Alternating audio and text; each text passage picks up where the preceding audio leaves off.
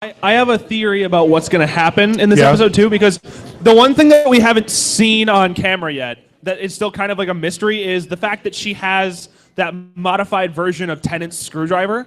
If you guys remember that from Silence in the Library and Forest of the Dead, she has that screwdriver, and that's the reason that the Doctor's able to save her.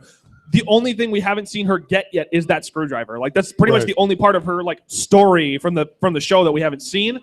So I think by the end of the episode, we'll find out what the deal with that is, or at least I would hope, because that was one of the big cliffhangers that everyone wanted to know at the end of her run with Matt Smith was like, what's the last bit of tie-in? Like, where'd she get that? How'd it happen? So I hope that we figure that out, because that's a big mystery.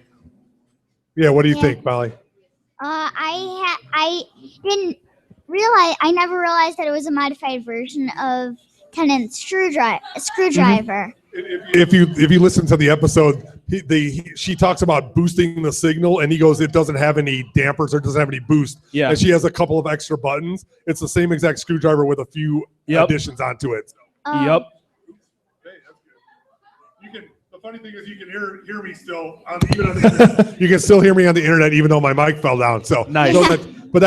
That's kind of cool. I mean, to me, that was one of the best New Who episodes, and we, just so you guys know, we did an episode of our Pop Culture Countdown where we did all of the 5 best New Who shows. It was very hard to decide. Right. And we decided, hey, Rob, how many shows did we decide on? Like 15. New Who, the top shows for Doctor Who.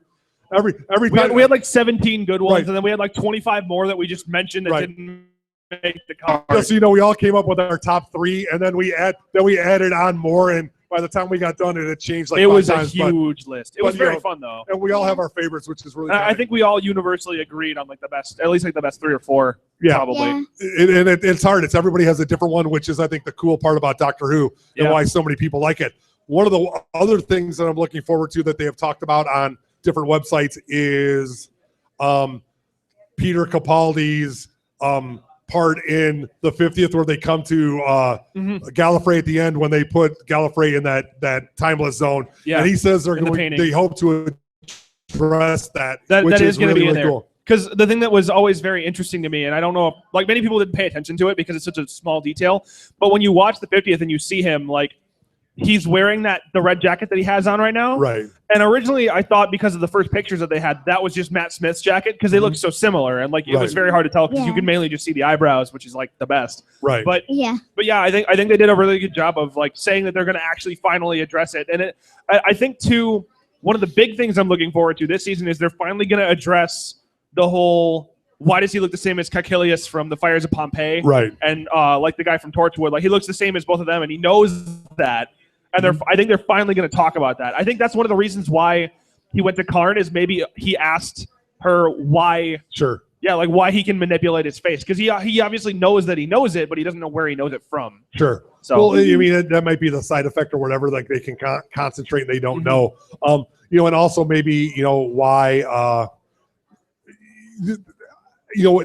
I'm sorry. I have a couple of thoughts in my head, and I apologize for starting in the middle. No, go ahead. I think I think that's a cool thing where they're going to explain why he can do that or how that can happen.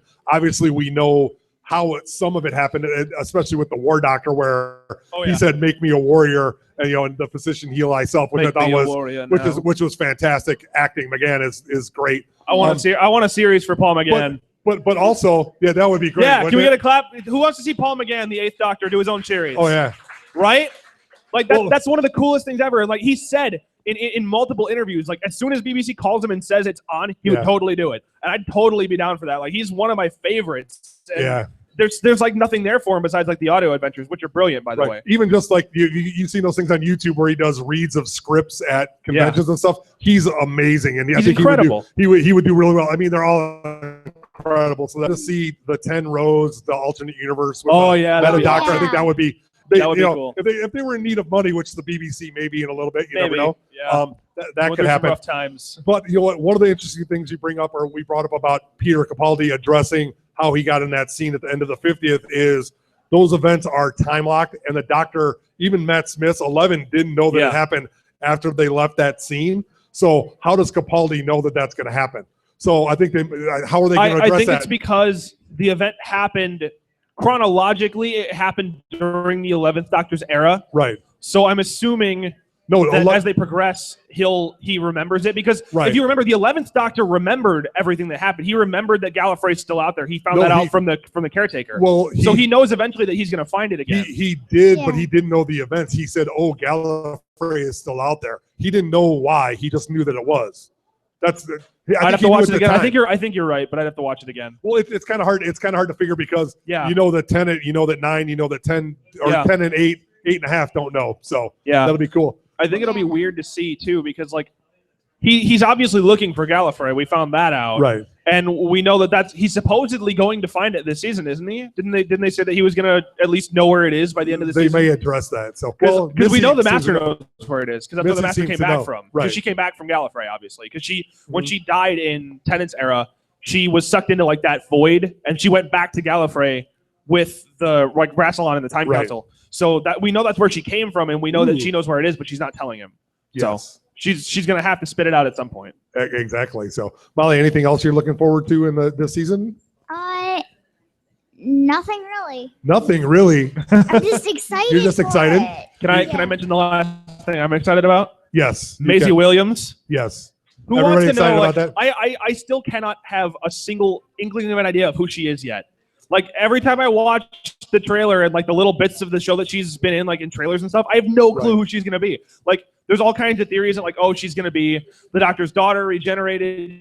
She's gonna be like a younger River Song or whatever. But like we have no idea. But what I really don't want to happen is for her to come in and just be a character they use for like 2 episodes and then not have it mentioned again.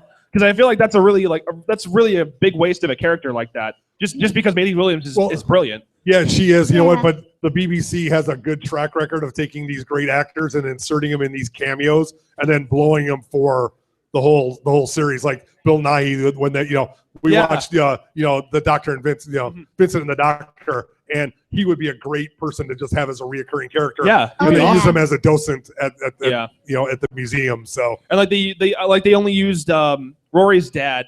Mm-hmm. He was Arthur Weasley from Harry Potter, and they only used him for like 2 episodes, and then he was never mentioned again. Yeah, but they can use him, but they brought him in at the end of it. So. I just really hope that they don't do the same for Maisie Williams' character. Like I hope that she sticks around because they're setting it up like, and I think we all kind of suspect that Clara's not staying around past this season anymore. Because it doesn't sound like Jenna Coleman wants to stay anymore. Mm-hmm. It'd be interesting if Maisie Williams became the companion, but I don't know how that would happen with her filming Game of Thrones at the same time. Because I feel like that would be way too much work. Yes, it would be a lot of work, but I've talked enough. I'm sorry. No, that's good. I think it would be great. I think that's a good idea because I mean, if you guys have read all the scuttlebutt that's been happening, Jenna Coleman was out at the end of last season. She was done. They changed the ending so she would stay. They convinced her to stay, or she was figured out that it was better off for her to stay. But I think she's done after this one. But that'll give her 2.5 seasons as a companion, which is pretty long. She's already, that's a long time. Because of last season, I think it was like 2 episodes before the end. She is the longest standing modern companion in terms of episodes she's been in. She's been in the most episodes. She beat out Rose by like an episode. Right. I think during in the Forest of the Night, I think it was like close to the end of last season. Mm-hmm. So yeah, because Rose ended up being in, I want to say it's 25 episodes. Yeah, it was either Rose or it might have been Amy actually. I might be talking wrong because Amy was in 3 seasons, just barely. Because she was in 2.5, series 2.5, 5, 6, and half of 7, and and now she's there. I think it was Rose. So I think it was either Rose or Amy, but I know that it's standing. So she's already going to have been in for another 2.5 seasons, right? Or because she was in the full. She was in half over half a season with. But she was also in 1 episode of the first half of 7. So this is true. So I don't know how much that counts when she. I think it does because she's technically the same character. Right. So because they tied them all together, the whole Clara Oswald. Indeed. Hopefully they can come up with some, and I hope that they can address that with River, is how the connection between River and Clara and all of that thing. I think that would be a great Christmas special thing to do. So. Yeah. And honestly, I wonder because one of the big theories that's been going around, or at least that I've seen, is the fact that this is the episode that Maisie Williams' character comes in. Right. It's something along the lines of one of the episodes is the girl who died, and one is the woman who lived.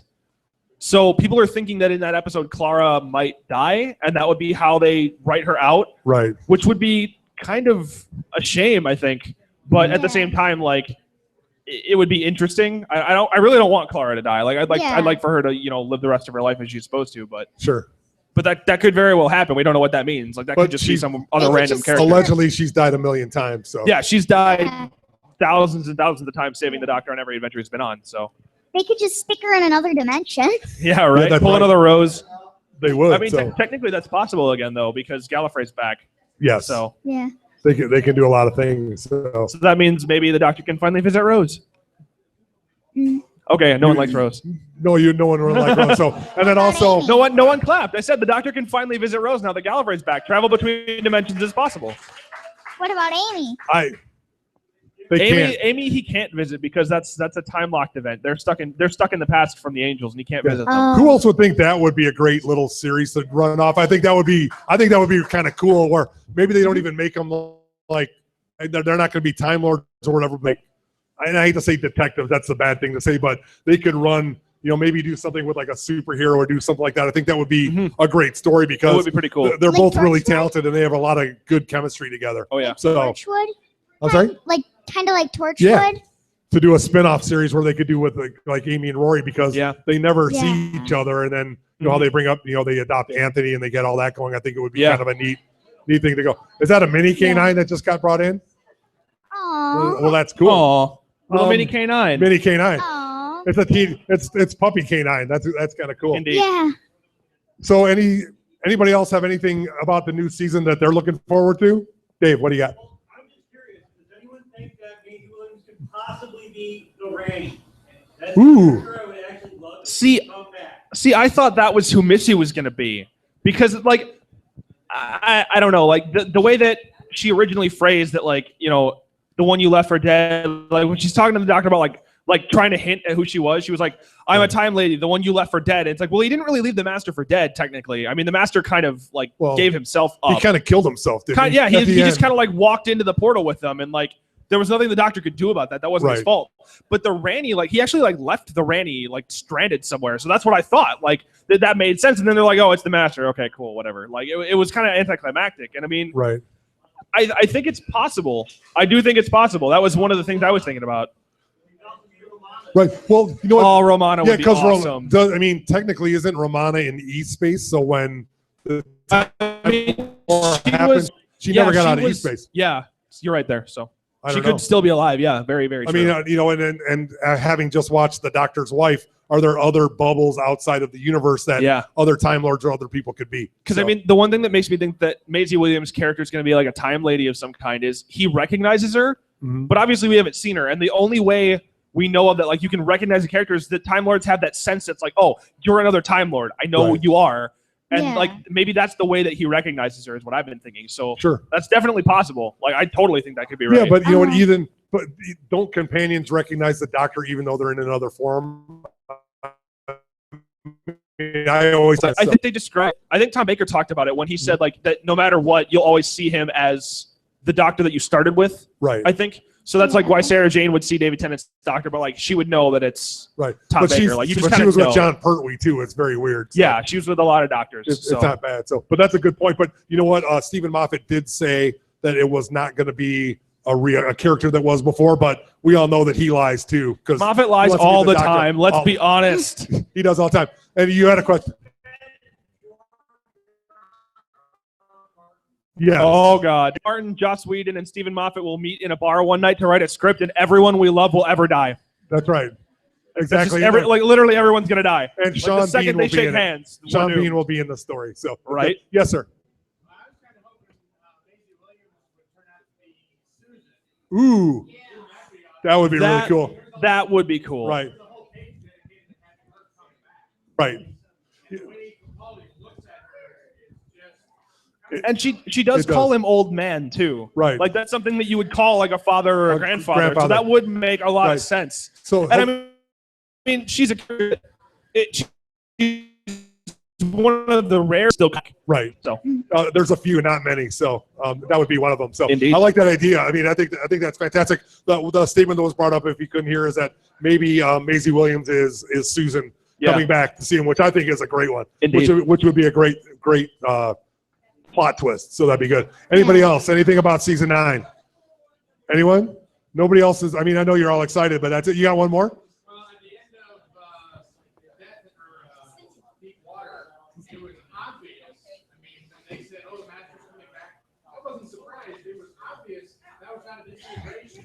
Right. Right. Yeah, she didn't. She Right. didn't die. So yeah, and that goes to why Osgood could be back since she's there, and then and the only one. I'm so excited for Osgood coming back. Right, and Osgood's gonna be back, which I think is great. She was a great character that they added because she had she shows up in the first one in a scarf. She wears the bow tie. She wears the bow tie. In this season, supposedly she's got 2 outfits. The first one that we've seen so far is the one that has Peter Davison's like little vest and the question mark collar. Right. Mm-hmm. So we know that different Dr. Garb. I don't know who the second one is though, but they said she had 2 separate outfits. Well, that'd be cool. Well, if they're going to do it, I'm campaigning for Osgood to be a companion because let's all see a Whovian in the TARDIS. That'd be pretty freaking cool. Yeah. Well, and they brought her back for a reason. And I'm bad, and hopefully you guys can. I can't remember the outfits as well. Didn't Colin Baker and Peter Davison both have Who's on the collar, and then Sylvester McCoy wore the vest, right? But his shirt did not have a Who on it, a question mark? I don't think so. So, right. He had he the also had question marks on yeah. his vest, right? Yeah, the vest was question marked and the cane was question marked. And then, so I mean, I think that would be kind of cool if they went through that. So, right. No, it was good. So that'd be kind of cool. So, anything else? Anybody else? Any theories are looking forward to in season 9? Oh yeah. Indeed. Right. Yep. They had the commander one. Didn't they have the one with the belt? The one from Victory of the Daleks? I think so. But yeah, we know they're going to be in the first 2 because they end off the first episode. There's so many people that say why bring the Daleks back? They're old. They're done with. I'm sorry, you cannot have Doctor Who without Daleks. Yeah, I mean the Daleks, like as referenced here, like everyone knows what this is. Like this is this is about as iconic as the TARDIS is. Like there's nothing from Doctor Who. Like this was one of the first like good sci-fi villains ever. And yeah, you might say it's not threatening because it's got an egg beater and a plunger, but I mean, come on, like this is one of probably the most iconic villain designs from almost anything. Right. I mean, there's no way to have the show without them. And they say like you got to get rid of them eventually, but no, you don't. No, that's half the fun. Like you want to see them come back. They are the classic villain. Yeah, they are. Oh, yeah. Oh, sure. Yeah. Right. Yeah. Well, they're all just kind of, right. They look like Iron Man now. That was pretty weird. Yeah, you know. I feel like every time we see the Cybermen, they make something up new for them to do, and then the next episode, they promptly forget that it ever happened. Right. Like, because in the time of the Doctor, this was after the Cybermen could run super fast, and Matt Smith comes in with a Cyberman head with handles, and they just start walking slowly, and he just gets away. It's like, yeah, where was the speed of light then? Why couldn't you have just jumped in front of him and taken him and killed him? Like, well, he reset time in between then, so maybe it didn't. This is also true. Yeah. Yeah. Right. Exactly. Well, you know, there's always those little anomalies that they have in there. They throw it in there and think, hey, this will be great, and then 2 episodes later they have to change that. So well, I think you know what? I think we're going to wrap it up. I think we're at the end here. So I think there's one last thing I can mention at least, if you don't mind. And it's not technically Series 9 though. We'll get one more in each. Okay, go ahead. So I don't know if anybody's heard, but supposedly there is not going to be a season 10 in 2016. Boo. I don't know if anyone's heard that. I've heard there is a season 10 coming. We do know that there will be a season 9 coming. I'm sorry. Or wait, season 10. It will be a season 10, but supposedly one of the reasons that Russell T Davies and David Tennant were back in Cardiff was because, well, first everyone's which would be cool, right? But we know that Russell T Davies and Stephen Moffat are working on an adaptation of some Shakespeare shows. And they're going to be filmed in all of the studios that they film Doctor Who in. But that's all going to be filming in 2016, so they can't use the series studios for Who. So a lot of people are wondering, like, if there's even going to be a Series 10, or if they're going to like take a break for a little while, or what's going to go on there. Because I think I'm not going to lie, it's going to be weird going out without Doctor Who for an entire year. And they've done that once already in New Who, and it was a long time. It's a long months wait. Was a long time. So because we waited from Time of the Doctor all the way to Series 8, and that was only like what 7 or 8 months, and that was still a long wait. That's a long wait. So Molly, anything else? You have one more? Anything else to add? During the break, yes, me and my parents are going back, and we're gonna do the older episodes starting. Well, not older, but we're not technically older, but we're starting at Christopher Eccleston. Eccleston, okay. Then we're going up. You're going to revisit the episodes starting with number 9 and go. So season 1 of the new Who. Yeah. Awesome. That's cool. So that'll Yeah. look forward to here on Coo Coo for Who. That we'll have a revisit of all the new Who episodes, which there are what? Is it 92? I can't remember. There's like the number. 92 or 93 episodes. 93? I'm going to start watching them all and try to do it all in a week, which is going to kill me. Yes, that's a lot of watching. That's more television than anyone should be allowed to watch in the course of a week. Yeah. Well, okay. So that's it. Thanks, guys. Thank you guys very much. That's it for Coo Coo for Who. You can catch out all of our episodes, this one and previous episodes on SouthgateMediaGroup.com. We are broadcasting tonight live on what? On Meerkat, Google Plus, Google Hangouts. What else? YouTube channel. We're out there. We're live tweeting while we got stuff going on. I believe so. Yeah. Well, thanks guys for coming out. You can catch us live on that stuff. We'll be good. Hey, Jenny, it's our live at the Blue Box stock. It's our super fan. I wouldn't say thank stalker, you, everybody. She's there. So thank you guys very much. And Rob will be up in a few minutes where we're doing a Doctor Who themed trivia mayhem. Thanks. Thanks, guys. Woo! Thank you. Thank you, ma'am. Thank you. Thank you. You're welcome. Thank you. All right. Hey, Jen. What?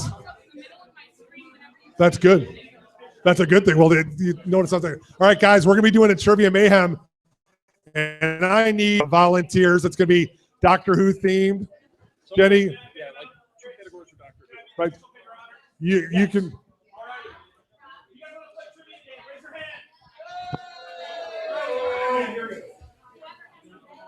Yeah, we need people who haven't been here before. Nathan. What? All right, Dave. Do we have 3 or 4? 3.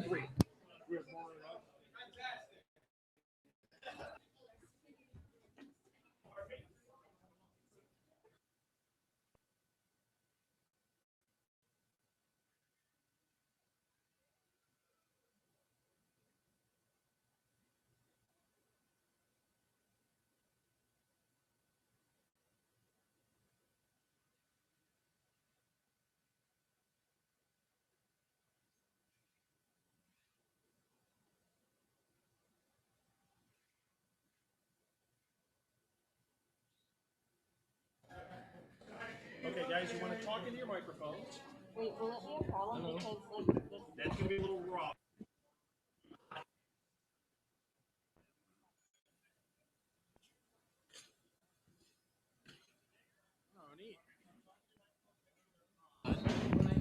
Hello.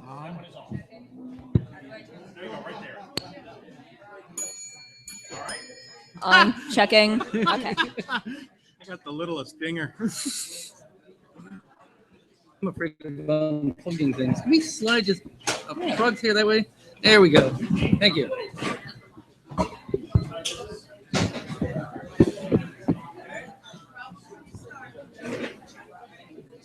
Go ahead.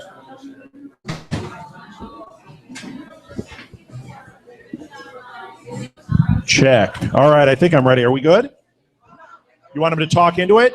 Oh, this one right here, Nathan, standing in the way of the cameras. Can I do one thing real quick? Yes. Metallic is attacking. Hey guys, thanks, Amy. I think I introduced myself. I'm Chris, the owner of Blue Box. Thanks a lot for coming on out tonight. This is awesome.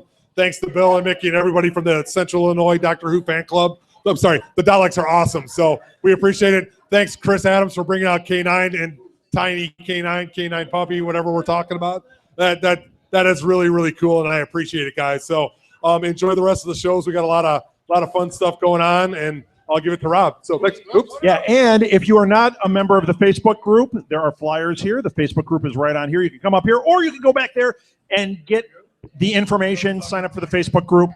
All right. So let me make sure we're on.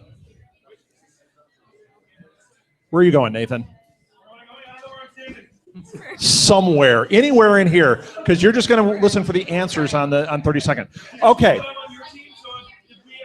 Yes.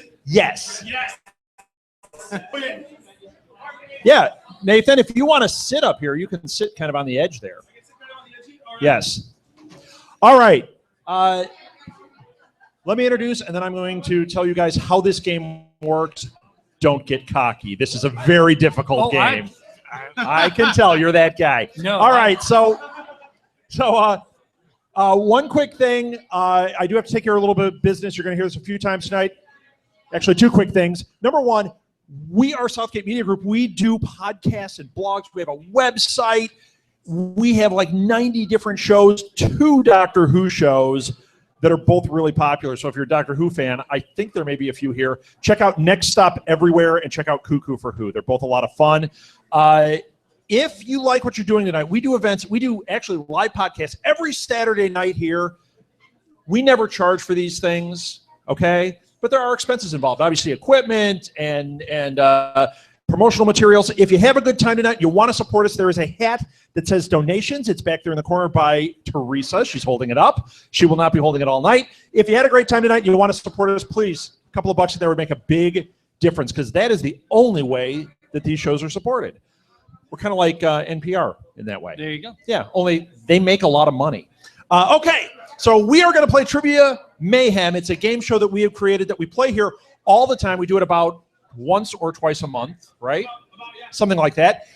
This is a big night, though, so that you guys know. We started an hour early so we could do Trivia Mayhem, and at 8 o'clock, we are doing Geektastic Cagematch.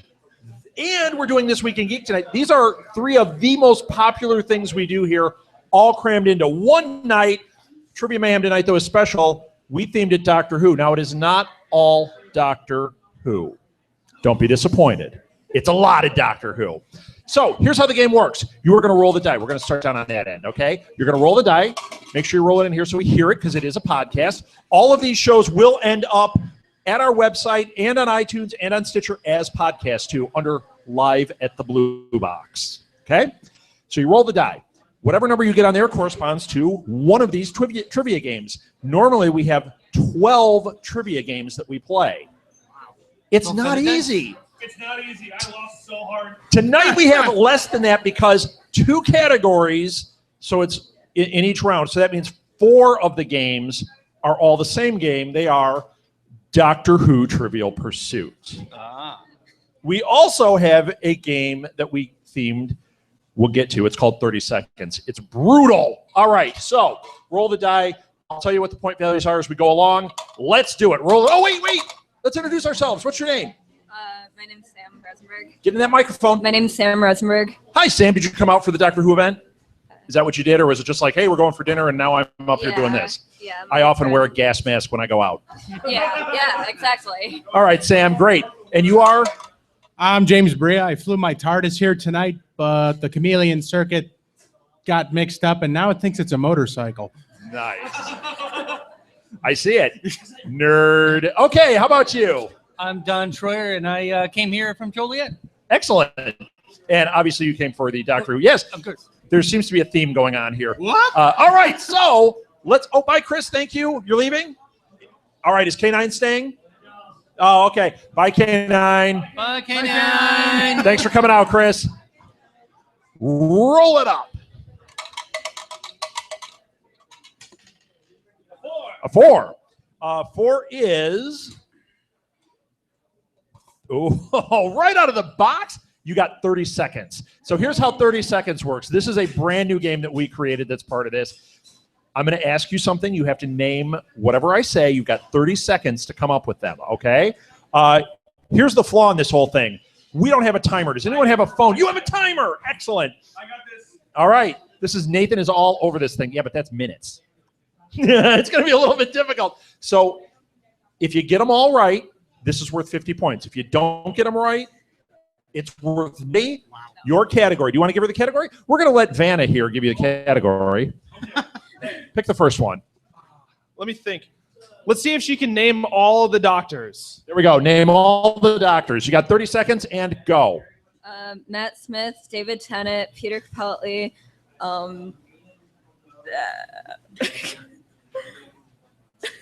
Uh-oh. Uh-oh.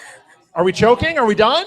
Yeah, I'm not good with names. Oh, you could have gone 1, 2, 3, 4. Oh. I'm kidding. All right, so no dice, no points. Roll it up. We'll see. Four. 4. Again. All right. 30 seconds. We're going to do a different one. So this one, you got to say it in the microphone, Nathan. Grab a microphone. Let's see if you can name 10 new Who companions. Let me go ahead and get a timer ready. This is 10 new Who companions, not just any companions. That's no fun. Ready? Yep. Wow. Amy and Rory, Clara, Mickey, Sarah Jane, Rose, of course, 6, Jackie, she was on the TARDIS once, Donna, 8, Captain Jack Harkness, 9. and K9. Should we give him K9? Should we give him K9? 50 points. 26.37 seconds. Whoa. Almost didn't make it. What was that? There we go. I don't know who's keeping score. That would probably be a good thing to keep. I win. Yeah. All right.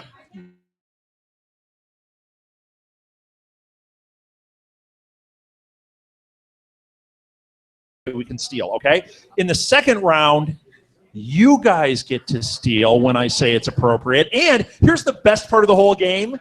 If you get it wrong, then I get the points. Nathan and I can win without answering a single question. Wow. What an awesome game. All right. Oh, we need the names again. Sam Rosenberg. Sam. James. James. Yes. And Don. All right. Sam, James, Don. Don, roll it up. 3. We got Disney trivia. So here's how these work. There are 6 questions on this card. They're worth 10 points apiece. Or if you're like, I own Disney, I can answer everything, you get 100 points for the card. What do you want to do? 10 points apiece or 100 for the whole card? I'll take 10 points. 10 points apiece. Okay. Here we go. In the Beast, Enchanted Christmas. Zelda, Angelique, or Jackie? Oh, if it's it's got to be Jackie. It's Angelique. I'm so sorry. Dead card. All right, roll it up, Sam. Had to be the cake. I know you would have figured it would have Right, been. yeah. Yeah, right. You know what? I am. It's a 3. Let's make life easier. Keep it. That way it won't bounce around on you. So you got Disney trivia. Are you ready? 10 points apiece or 100 for the whole card? I'm going to 10 points suggest 10 apiece. points apiece. 10 All points right, we're apiece. going with 10 points apiece. In Walt Disney's Pinocchio, who calls Jiminy Cricket a grasshopper? Honest John, Lampwick, or the Blue Fairy? The Blue Fairy. Incorrect. You know what? This time, would you guys like to steal? You got to ding your dinger. He rang first. Honest John. Incorrect. It's Lampwick. It's a dead card. All right. Roll it up. No, not yet. We get points in round 2. Don't be greedy. 2. 2. 2 is Doctor Who Trivial Pursuit. All right. There are 6 questions. 10 points apiece or 100 for the whole card? 10 points apiece. That's probably safe because we have no idea what these cards are like. I have not done these yet. Well, we have a Who slight idea. shot the Master at the end of Last of the Time Lords?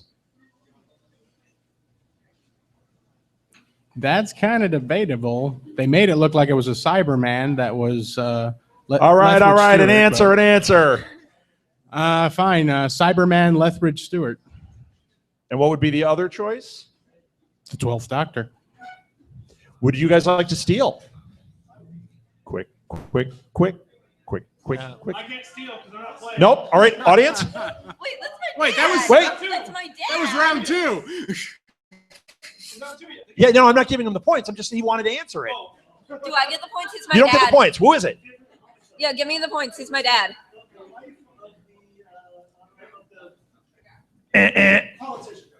It's Lucy. It's the Master's wife. All right.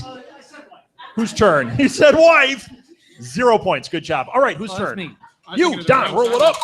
I was thinking of the wrong master. One. One is, this is the other category. No. You want 10 points apiece or 100 for the whole thing? Yeah, I had a feeling that was coming. Okay.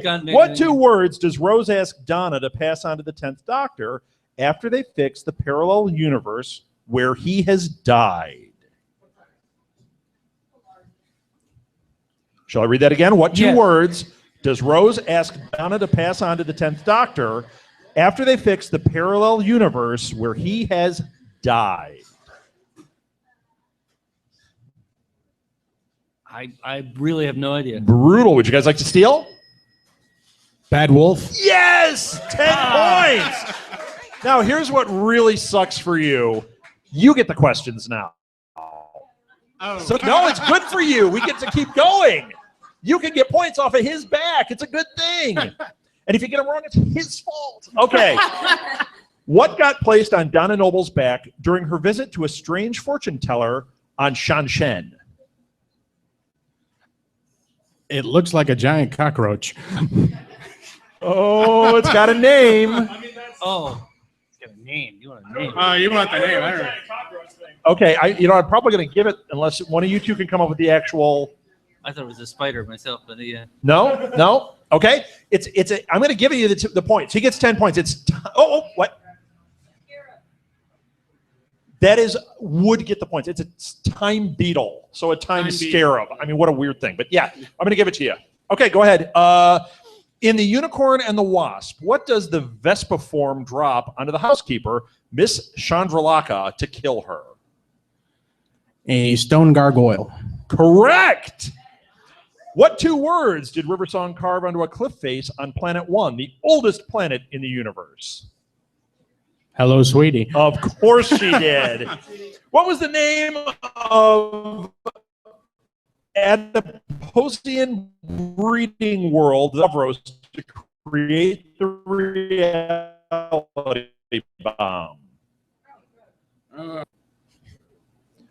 Was it the? It was not the Steele? What is it? You said you knew. No? All right, no points. It's Adipose 3. Dead card. All right, whose turn is it? Sam, you're up. This is the end. This will be the end of round 1, okay? Normally this is going a little longer, but we got to be fast tonight. 4. Are you kidding? You got 30 seconds again. All right. So 30 seconds. Let's do... I want you to name 10 different species from Doctor Who. Like aliens or Species. okay. Start. And you've got the timer there. I have the timer. I'm so excited. I get to sit up and answer. Okay, go ahead. The Cybermen, the Daleks, the empty children, the Peg Dolls, the Weeping Angels, Time Lords, the 10 seconds. TARDIS, the 3, 2, 1. You missed human. Humans are a very easy one. Hey, That's a when you're species, trying to come up with but 10 of those, you on did the well, spot, that's Sam. Good really try. difficult. Yeah, I didn't say these are easy, so good job. Yeah, give her a round of applause. She got close. You are up. Coming up with 10 on the spot like that is actually really hard. It's really hard. I know. 5. 5. I actually changed the question. It was harder. It was 15. Yes. Whoa. Okay, so what did we get? 5? Yes. You got fact or crap. So here's how this one works. What are the points on this one? 20 points apiece. You get all 5 questions. Sometimes it's 3, sometimes it's 5. You happen to draw a rush hour card, so it's 5. You just got to tell me whether it's fact or crap. You can't steal. If he's wrong, we obviously know what it is. Right. All right? Bhutan has issued stamps made from silk and from steel. Fact or crap? I think crap. It's fact. Whoa. George Lucas asked David Lynch to direct The Return of the Jedi. True. That is true. Points for that. Al Capone was ambushed by feds and shot to death in 1940. That's crap. That is crap. Madonna now has more Billboard Top 10 hits than Elvis. No way. That is fact. That's And a finally, shame. women get the hiccups more often than men. Fact or crap? Fact. That is crap. So, moving on. You're up. Final question of round one. Who's our scorer? Who is scoring? Did you actually score that last one, or were you talking? Okay. All right. All right. Three. Disney trivia. So you want all the points on this? 10 apiece. Okay. 10 apiece, yeah. True or false? Oh, this one's the worst. True or false? Hyenas Shenzi, Benzai, and Ed are in Disney's The Lion King 2, Simba's Pride. I know you're a huge fan. You got it on Blu-ray. Sure, You're yeah. going to have this answer. Just say true or false. False. Correct. You got 10 points. See, he was posing. You totally have it on Blu-ray. In Disney's Mighty Joe Young, when Joe leaves Africa, he is taken to an animal preserve in which state? California, Oregon, or New York?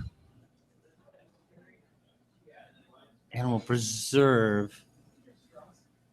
California, Oregon, or New York? California. California's correct. Which Disney leading lady sings "Someday My Prince Will Come"? Really? Not even a choice, huh? I don't know. Julie Andrews. I have no idea. I'm gonna make it a little easier on a character. Disney's leading lady, not like an actress or. What character sings "Someday My Prince Will Come"? Snow White. Snow White is correct. Yeah. Which is the only Disney movie star actor? Which is? Hold on. Rewind. Yeah, this is latte number 2.5 hours. So look out. Which is the only Disney movie to star actor Brad Renfro? Am I saying that right? Disney's Tom and Huck, Disney's Man of the House, or Disney's Iron Will? Say that again. Oh, I hardly said it the first time. I know. Which is the only Disney movie to star actor Brad Renfro? Oh, okay. Tom and Huck, Man of the House, or Iron Will? Man of the House. Tom and Huck. Oh. That card is dead. All right, that's the end of round one. Martha, where are we at with the score? Don has 30. Excellent. Yay. What? Who does? Ooh, James with 130. Yeah, the first one. Uh-oh. Is Sam at 0? It happens, Sam. I'm beating Sam. Guess what? Nathan and I are at 0 right now, too, but we could come roaring back. So, all right, Martha, just so you know, I changed one category. The Trivial Pursuit 6 is now, she's not listening. Doesn't matter. All right. Have the dice. Yes. 2, 3, 4, 5. Something's wrong. Are you smarter? You need a 6. Oh, nope, it's not wrong. Okay. I got it. All right. So let's roll it up. We are in round 2 now. And yes, I will. And points in this round are double. Yes. And Marth, this is easy. Everything is worth either 20 or 200 for the whole card. Or 50 for the ones. No, those will be 100. Yes. Even we don't know how this works. All right. Hey, did I mention we make up the rules as we go along and things wibbly change wobbly? And I will. Is this like Sam, roll it up. In this round, can the audience steal? Yes. I'll tell them when they can. If my dad steals and gets it right, can I get the point? No. But you can share in the prize. Nice try. Yeah. Are we orbiting a cold star now? Yeah. Cold in here. Roll it up. 6 is Doctor Who Trivial Pursuit. We got a lot of these tonight. I have this at home, so. Oh, you do? 10 points apiece or I'm sorry, 20 points apiece or 200 for the card. How confident are you? 10 points apiece. 20 points apiece. 20. Let's get you those points. What magazine was the 11th Doctor reading whilst waiting for the, how do you say this one? Silny Envoy, Father Gideon Vandeleur. of Gideon Vandalore. Yeah, the Slindy Envoy. Okay. What magazine was he reading? That's obscure. I have no idea. Oh, would you guys like to steal? Yes. Vogue. All right, audience, this is your chance. Now here's how it works. It's consensus, so you don't have to oh, I'm putting myself on the line. Yeah, what do you think it is? Yell it out. Yeah, yell it out. What do you think it is? Is that it, audience? It's 20 points. And the card now goes to the audience. So it's like 3 versus 40 right now. What was that? 20 points, yes. All right, audience, pay attention. Which Spitfire pilot joined the Doctor in the Battle of Demon's Run after helping him during the New Dalek paradigm attack on Earth? I wish I was part of the audience right now. You're not. What is it? I want a consensus. Which one is it? Danny Boy is correct. All right. In Night Terrors, what was the name of Jim's bulldog? What? We just watched that episode. What is the name of Jim's bulldog? Audience, you got it? Anything? All right. You guys get to steal. Would one of you? No, she was stretching. All right. Somebody want to guess? I don't know. Winston Churchill. Incorrect. Take all his points away. No, in fact, we get 20 points. Yeah. We're gonna win. We're on the board. Bernard. Hey, he's helping out the audience. That's cheating. Obviously not, because they didn't get that one. All right. So, yes, but remember, whose turn is it? Dr. You're up. Wise. Oh, no, you rolled. No, You're up. she rolled. You rolled? You rolled. Somebody roll. Whoa. Once again, let's keep the die in the cup. It's a 5. Tried. Doctor Who Trivial Pursuit. Here we go again. 20 points apiece or 200 for the card. 20 points apiece. All right, here we go. What was the name of the orphanage where the Silence nested and raised River Song as a young girl? Aw. Are you making me repeat myself? What was the name of the orphanage where the Silence nested and raised River Song as a young girl? Poor Sunnyside. Sunnyside. I don't know. Daisy Hill Puppy Farm? Well, no, it'd be ideal because it was the whole night and rainy thing. Yeah, it's sunny here. Would anyone like to steal? Because he is incorrect.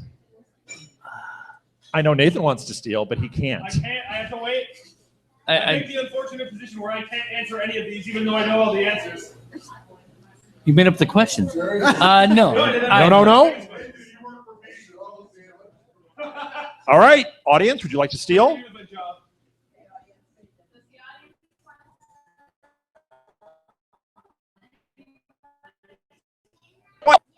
All right. Okay. You roll, right? Yes. Yeah. Where's Molly at? I need Molly for a second. A 6. A 6? Doctor Who Trivial Pursuit. We're getting a lot of those tonight. Where's Molly at? I've lost Molly. Go there. There she is. Molly, take this to your mother. We have somebody flying in from Ireland, and we have to deal with it. Right there. See that message? Say they have their own key. Yikes, right? Oh, that's good. Yeah. Okay. And whiskey, probably. What do we get? A 6? Here we go. 20 6. points apiece? 20 points, please, yes. What did the 11th Doctor do to a gravity globe in the Maze of the Dead to help rescue those trapped by the angels? What did the 11th Doctor do to a gravity globe in the Maze of the Dead to help rescue those trapped by the angels? He exploded it. I'm going to accept that. He shot it. Yeah. But he did. Boom. Okay, so he gets 20 points. Woo! All right. What did Brigadier Lethbridge Stewart's Brigadier Lethbridge Stewart's first name? Oh, gosh. It's not oh gosh. I can say it's full name. Arthur. So close. Would you guys like to guess? Yes. David. Arthur and David are not anywhere close to each other. Audience, would you like to steal? Alice. Is that the consensus? That's correct. Audience gets the questions now. Here we go. In the Stolen Earth, What creatures do the Doctor and Donna realize are returning to their home on Melissa Majori?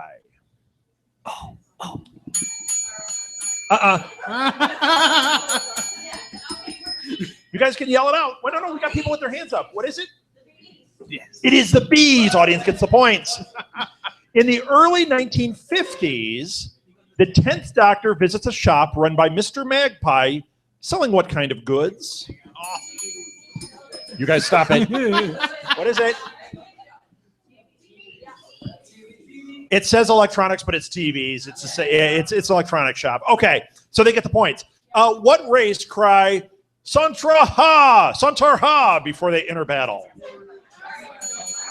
Yeah, everybody got that one. Yeah. My mom got that. She doesn't watch Doctor Who. All right. What was the full name of the companion that Blue Peter presenter Peter Purvis played in the mid-1960s? Woo. I saw a hand go up, audience. Is that the answer, audience? Yes, it is. Audience kicked butt on that one. All right, we got time for one more go here. Roll it up, Sam. This is your big moment of truth. 4.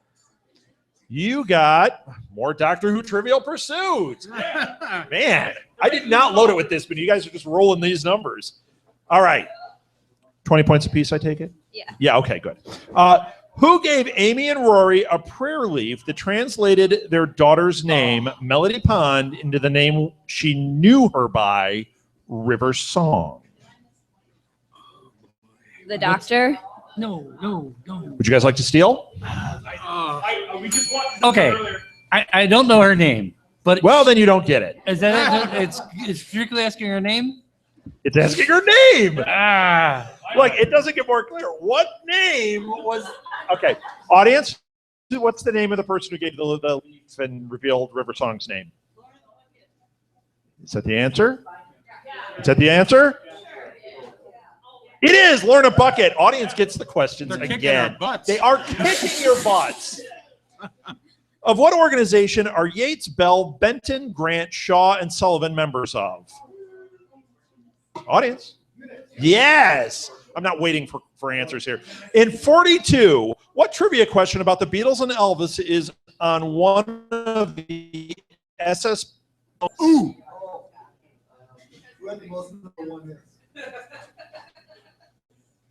Is that the answer? Would you like to steal? Oh, It's close, very close. but it's not the right answer. Who sold the most albums? That's not close either. Okay? You guys? No? Listen how specific this is, but this is why it was wrong. Who had the most pre-downloaded UK number ones? Oh. So you have to make sure it's preload. Yeah, it's real specific. All right, so, yep, we get the points. We get 20 points. And the card's dead. All right, you're up. 6. Good gravy with the Doctor Who Trivial Pursuit. We're going to run out of these. I have really good other categories if you just want to try. All right, here we go. What name given to them by Idris do Amy and Rory give to their perfume to attract the Doctor's attention? Petrichor. Yes, 20 points. Me. What was the name of Dorian Moldovar's bar? Whoa. Oh my God! What? That got a gasp. Oh no. It's not the blue box. I wish it was. I wish it was. Yeah. What is it? No idea? No idea. Would you guys like to steal? Sam, what's your big shot? I No? have no idea. All right, audience, your shot here. What it was the name of Dorian Moldovar's bar? Nobody remembers? Ha! We get the points. The Moldavorium. Excellent. Oh, I actually forgot that. dead card. That was it. Okay, Martha, we need to know where we are at for points. Don't I get the wrong? Didn't you roll? No, that was his. No, it was me. Roll it up, man. You're too busy worrying about You your get a points. 5 or a 6, I swear. 2. 2. Disney trivia. No. Oh. But are you smarter than a 5th grader? Oh. No. 20 points apiece. Yeah. Or that sounds okay, good, 20 points. What your category is science. Science. Okay. All right. What are the only marsupials to live outside of Australia? Platypus. Is that your final answer? Yes. Incorrect. Would you guys like to steal? Armadillo. That is incorrect, Sam. Last shot. I don't know, but they never taught this in 5th grade. So I'm just gonna say that. They never taught that in 5th grade. She gets 10 points for that. All right, audience. I want to know, what's the answer? Possum is correct. How does everyone know that? Because they are clearly smarter than a 5th grader. All right, audience, these are your questions. What metal are pennies mostly made of? Hold on, I want an answer. I want an answer. You want the question again? What metal are pennies mostly made of? Is that the answer? You're correct, blue hair. Yes, it's zinc. All right, here we go. Scientifically speaking, what's a hoodoo? Other than the voodoo that I do so well. Scientifically speaking, what's a hoodoo? Now, I'm going to give you multiple choice. So this is a tough steal one. An extinct bird, sound vibration like an echo, or strange-looking rock formations. Who wants to guess? Blue hair has her hand up. Audience, would you like to go with blue? She's right! Clearly smarter than a 5th grader. Okay, here we go. Is it a lunar or solar eclipse when the moon gets between the sun and the earth? I want a definitive answer. Is it lunar or solar? Solar it is. All right, here we go. Last question, true or false? Guys, you can't steal this one. Crayfish live in salt water. True or false? False. I'm not going to even ask. Yes, correct. All right, that's it. Let's see where the points are. Audience just kicked butt. You may have all been smoked on that one. We lost. I know that. Yeah, we didn't win this one. Oh, we're not done yet. I know. Yes. Sam has 10. Yay. Rob and Nathan stole 80. Yeah. They did not earn 80. Clearly earned 80. 150, and the audience has 280. Wait, the audience. All right. Here's the bad news, audience. It's still anybody's game. We're in the final round. It is one card for all the marbles. Each question is worth, what are these worth, Martha? 50 points apiece. I'm going to ask them one at a time. You guys get the shot at answering first. Whoever rings in first gets to answer. If you don't get it, it goes to the audience. The audience doesn't get it. It goes to us. Yes, but you don't. It's not like you get it wrong and you guys get a shot to answer. It's whoever rings in first gets a shot, and then it goes to the audience. Are you ready? Our category, I should tell you guys the category. We are doing Trivial Pursuit Pop Culture 2. All right? I lost in this round last time. Yes, you did. Let's hope we win in this round I tonight. hope we do. What talk show host seats her overflow audience in with Tom Hanks, dubbed the riff? Wait, hold on. Wait. What talk show host seats the overflow audience in what Tom Hanks dubbed the riffraff room? Yes, yes. Ellen. I want the full DeGeneres. name. Yeah, no, I'm kidding. Yes, of course, it's Ellen DeGeneres. He gets 50 points. Uh-oh. What size 16 supermodel inspired Robert Tonner to design the first plus-size fashion doll?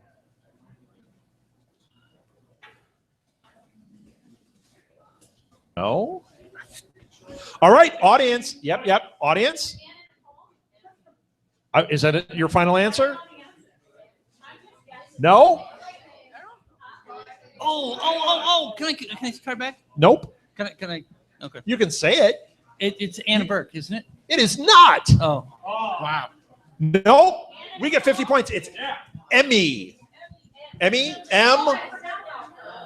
Something with an E, 2 M's and an E. Whatever she is. Okay. All right.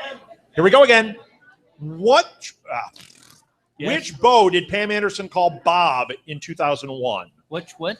Which beau? So which husband did Pam Anderson call Bob in 2001? Yeah. This is such a pitiful. Yeah, you got the little wimpy one. Big guy with the little dinger. Whoa. All right, what is it? Now you got to get it right. Tommy Lee. Incorrect. Audience, would you like to guess? Oh.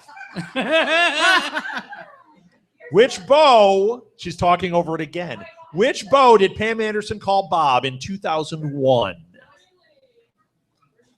Is that your final answer? That's the best because that was his answer. You guys didn't pay attention. It's Kid Rock. Points. We're gonna win. Boom. 50 points to us. All right, here we go.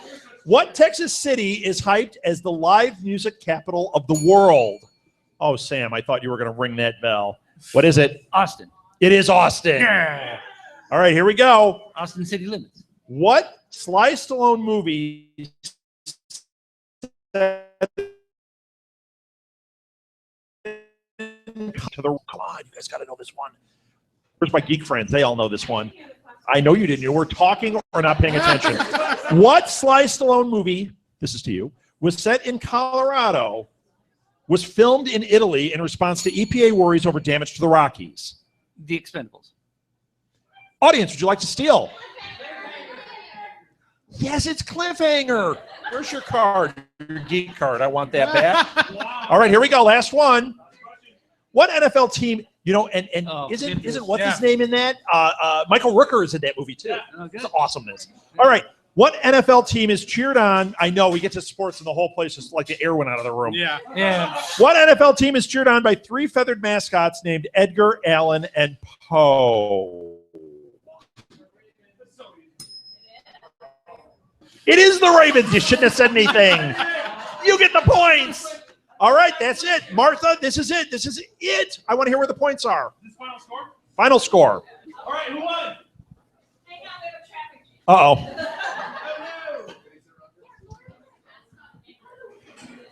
Yep, we're waiting. Here we go. Give me the lowest first. Sam with 10. Good job, Sam. I know, I'm amazing. John has 150. 200 to James. I Oh. would have tied you with the damn Ravens. Ah, boo. Well, that's it, everybody. Have a good night. I've had enough. 330 for the audience. Way to go, audience. Every one of you wins a Laurel and Hardy handshake. Thank you very much. That's it for Trivia Mayhem. Special great job. Thank you guys. Did an excellent job. It was fun. We will be back with the next show in, what time is it? Like a minute. 6:20? Crap, we're late. Okay, you guys get out of here. Where's my This Week in Geek boys?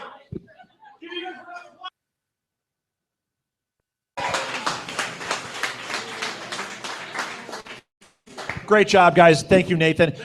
Okay, so here's what we're doing next. We are now going to do This Week in Geek. This is where we basically break down the geek news from the week and our set. I tried.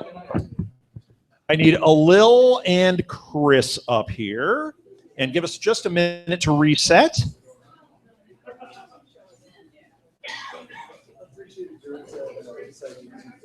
I have notes. I'm professional tonight. Oh, hey, our three contestants. Where are our three contestants? Our three contestants.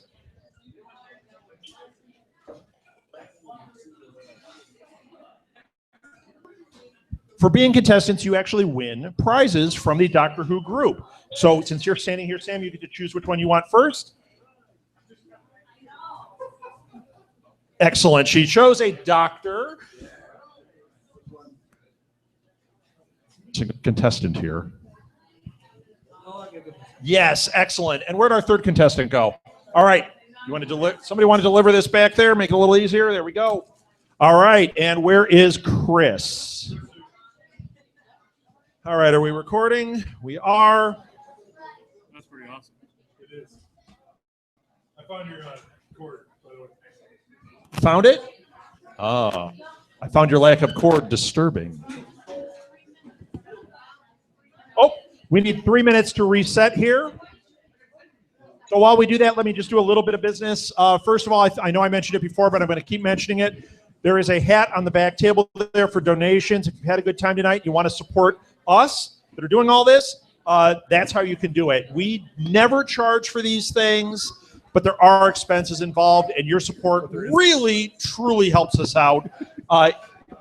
All of these shows tonight are being recorded. They will be on our website, which is southgatemediagroup.com. They're also on iTunes and Stitcher and any place else you get your podcasts. Soon they'll be on our own app. So please subscribe to things, rate and review us. That helps us out too. It is also, so that you know, tonight streaming on Meerkat. So if you have Twitter, Meerkat is on Twitter. You just go to at SMG Pods and you can get the feed from there. We are also streaming live on YouTube Live and on Google. They're not listening to me. Yeah, so the YouTube shows should be available on YouTube. So if you want to relive the experience, you want to relive me making fun of some of these guys, that's how you do it, especially you. All right, are you guys just about ready? Sure. I think we're ready. Where's my coffee? I'm going to shut this one off. Dun, dun, dun, dun. I would block a little, You too. don't need to see me. You just need to hear him. So, and the Edward puppet. Edward puppet. Oh, man. Hey, Ruth, could you grab me a can of Coke if you give it to? Thanks, ma'am. I appreciate it. I was blocked from my own cooler. No, you're welcome. And for anybody here, if you're not a member of the Central Illinois Doctor Who fan club, there are flyers at the back, or you can come up here and jot it down and sign up on Facebook for the group. My timer is here. It's going right here. Dun, dun, dun. I lost 1 more minute. Yes. I lost my phone. What'd you lose? Oh, I did. That's right, you did. All right, what time is it? I have no idea. 6:22. 6:22. We got 33 minutes. What do you got? 6:15? 6:05? We got 40 minutes, man. We can bust this 40. thing out. I got at least two minutes of content. I was going to say. Maybe 3. I've got some. All right, where are we at? Yeah? Yes, please. Hey, you guys, do one of you have Meerkat up on your phone? I don't. I can. If anyone writes in, we can respond on here. I can't pull up Meerkat on my stuff, but that way we can kind of be active. If you see a question or something, jump in there. Sure. Okay. Ooh, toys. I like toys. Are we ready out there? I don't know. Who are we fighting? Hey, and today? since it is live on Meerkat, if anybody is on there while we're doing this, get in conversation. Write things and have people write to you. And, that's the whole idea here is we're trying to have a lot of social interaction. Video people, are we ready? Are we ready? Oh, we're good. Okay. We're good. Excellent. Jenny, are you going to be manning Twitter? Ruth, just a can or something. It's fine. All right. Jenny, it's not fair that you liked us on.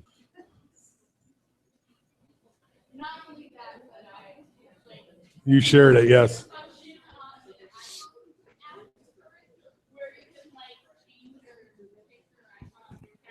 Are we ready?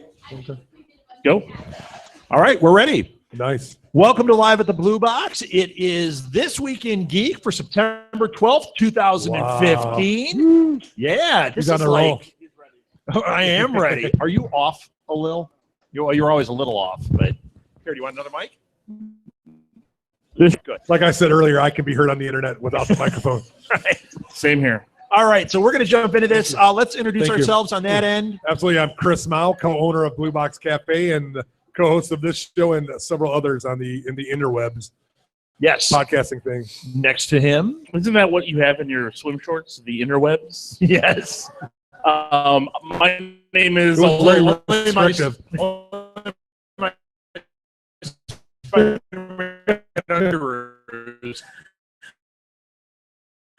My name is a little Pizza. I host a podcast called Host, Balder Than Ever. Yep, I didn't want to say it. All right, you look like Baymax today. And then I'm Rob Southgate, co-owner of Southgate Media Group, and on a lot of podcasts. All right, let's jump into this thing. We don't have a lot of time, so we got to kind of be quick about it. Oh, and one more thing. Those of you that are wondering why there's a puppet up here, we have a fourth co-host. Edward is usually up here. He is sick tonight. He's 15.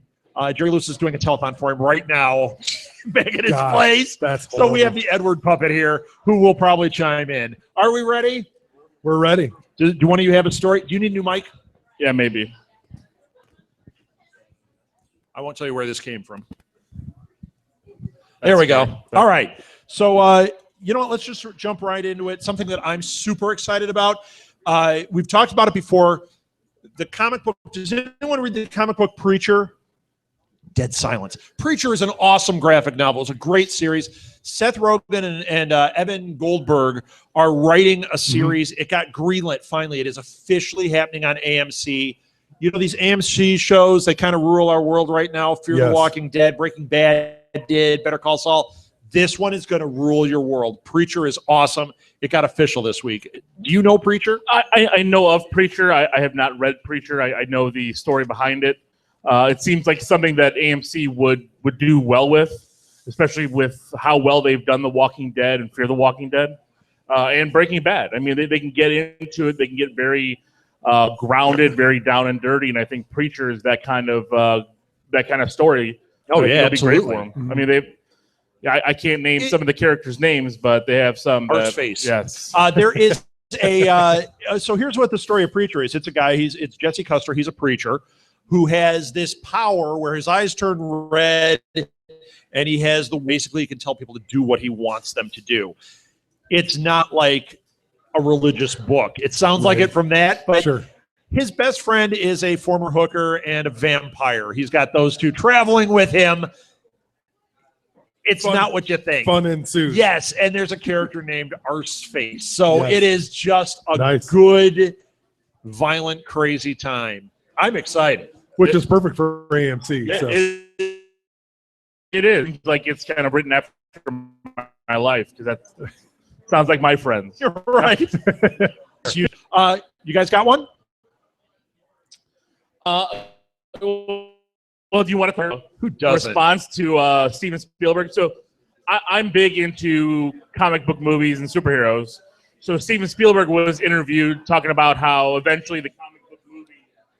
Is my mic going in and out? I don't know. It did a little. I think it's you. It might be me. How the comic book movies will go away. A little keep stroking out of the Western.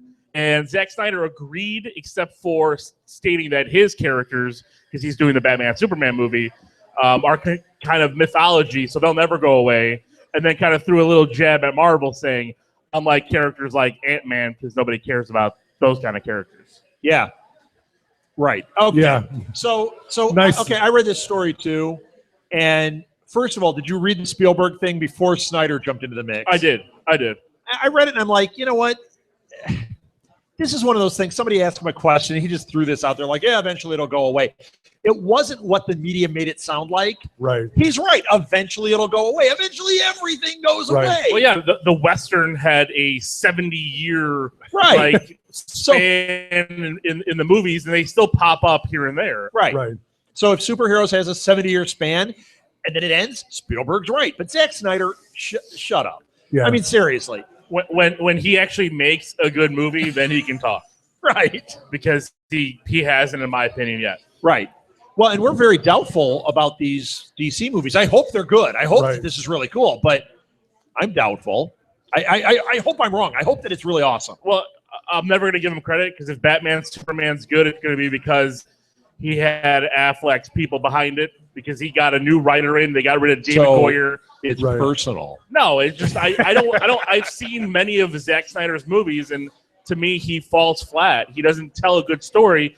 He's great with special effects. Right. Visually, it's really good. He doesn't tell the story. I mean, you know what? My favorite movie of his was the remake of Dawn of the Dead. Yeah, that was great, man. But what story do you need with that? You need a bunch of zombies. You need They're in a shopping mall, and it's fun. Right. Ooh, what if it was Chopping Mall?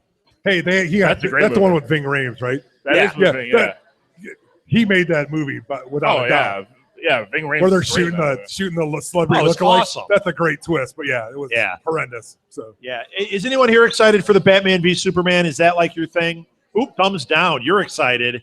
who thumbs down? Thumbs down. We got a All couple right. of thumbs down. We don't know. It might be good, but all signs are kind of pointing to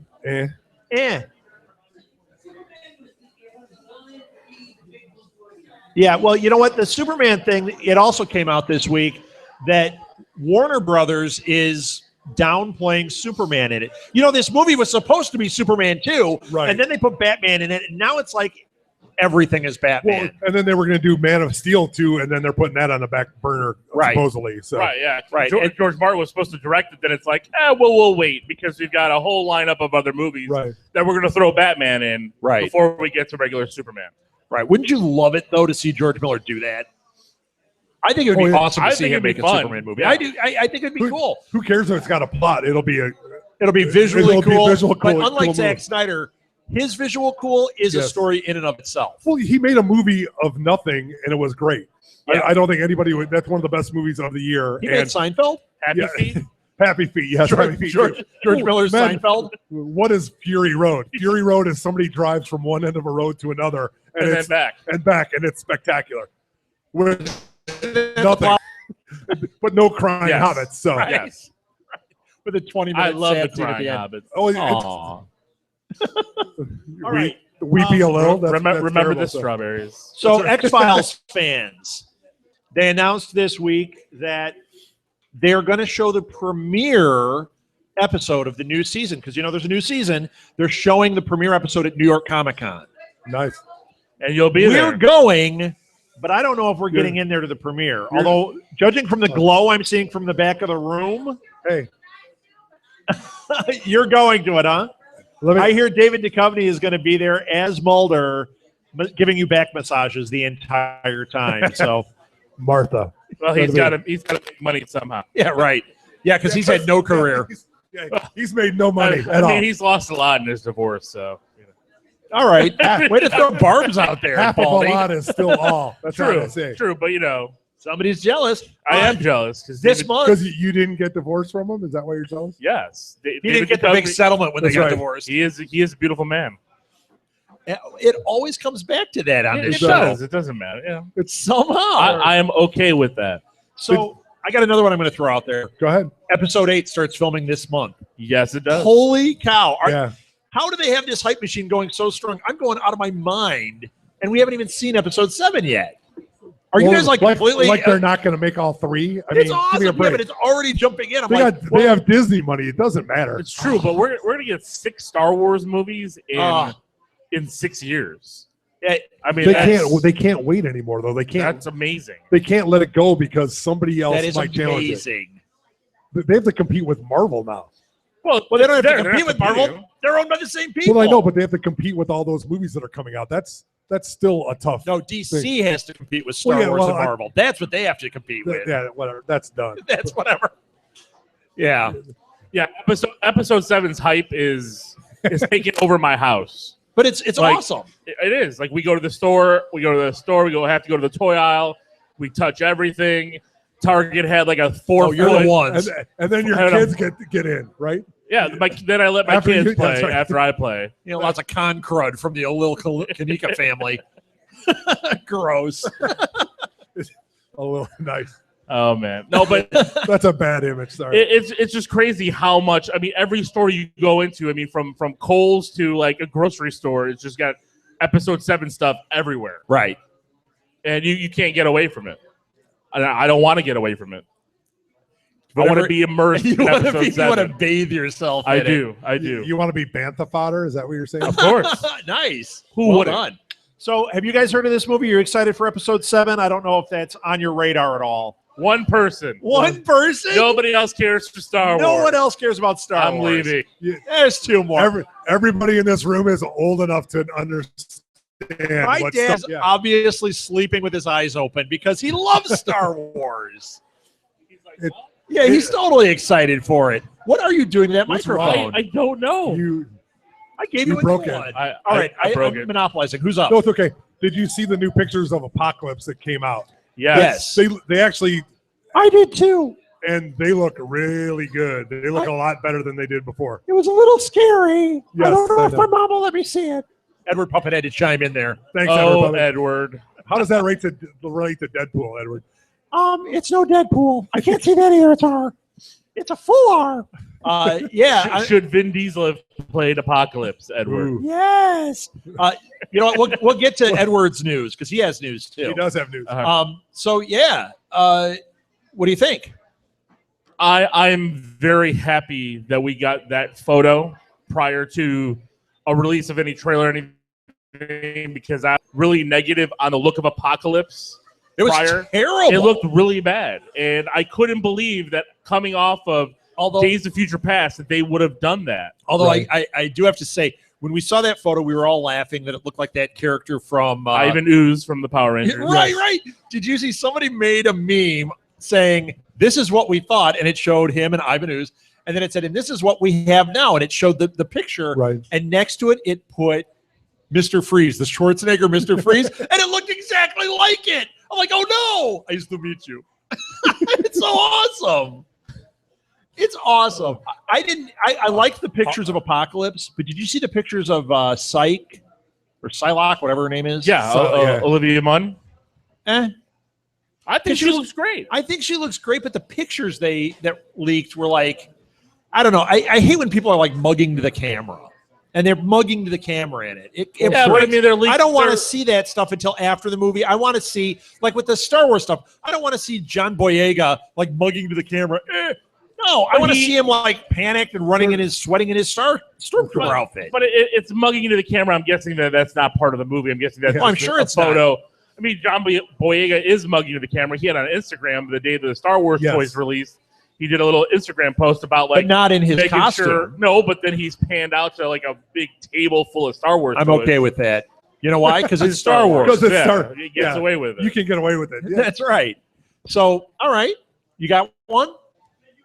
Lil, you haven't chimed in with anything. You've been so how about quiet the tonight. Hawkman and Hawkwoman pictures that came out? The Legends of Tomorrow. Legends of Tomorrow. I mean, without their wings, they still looked.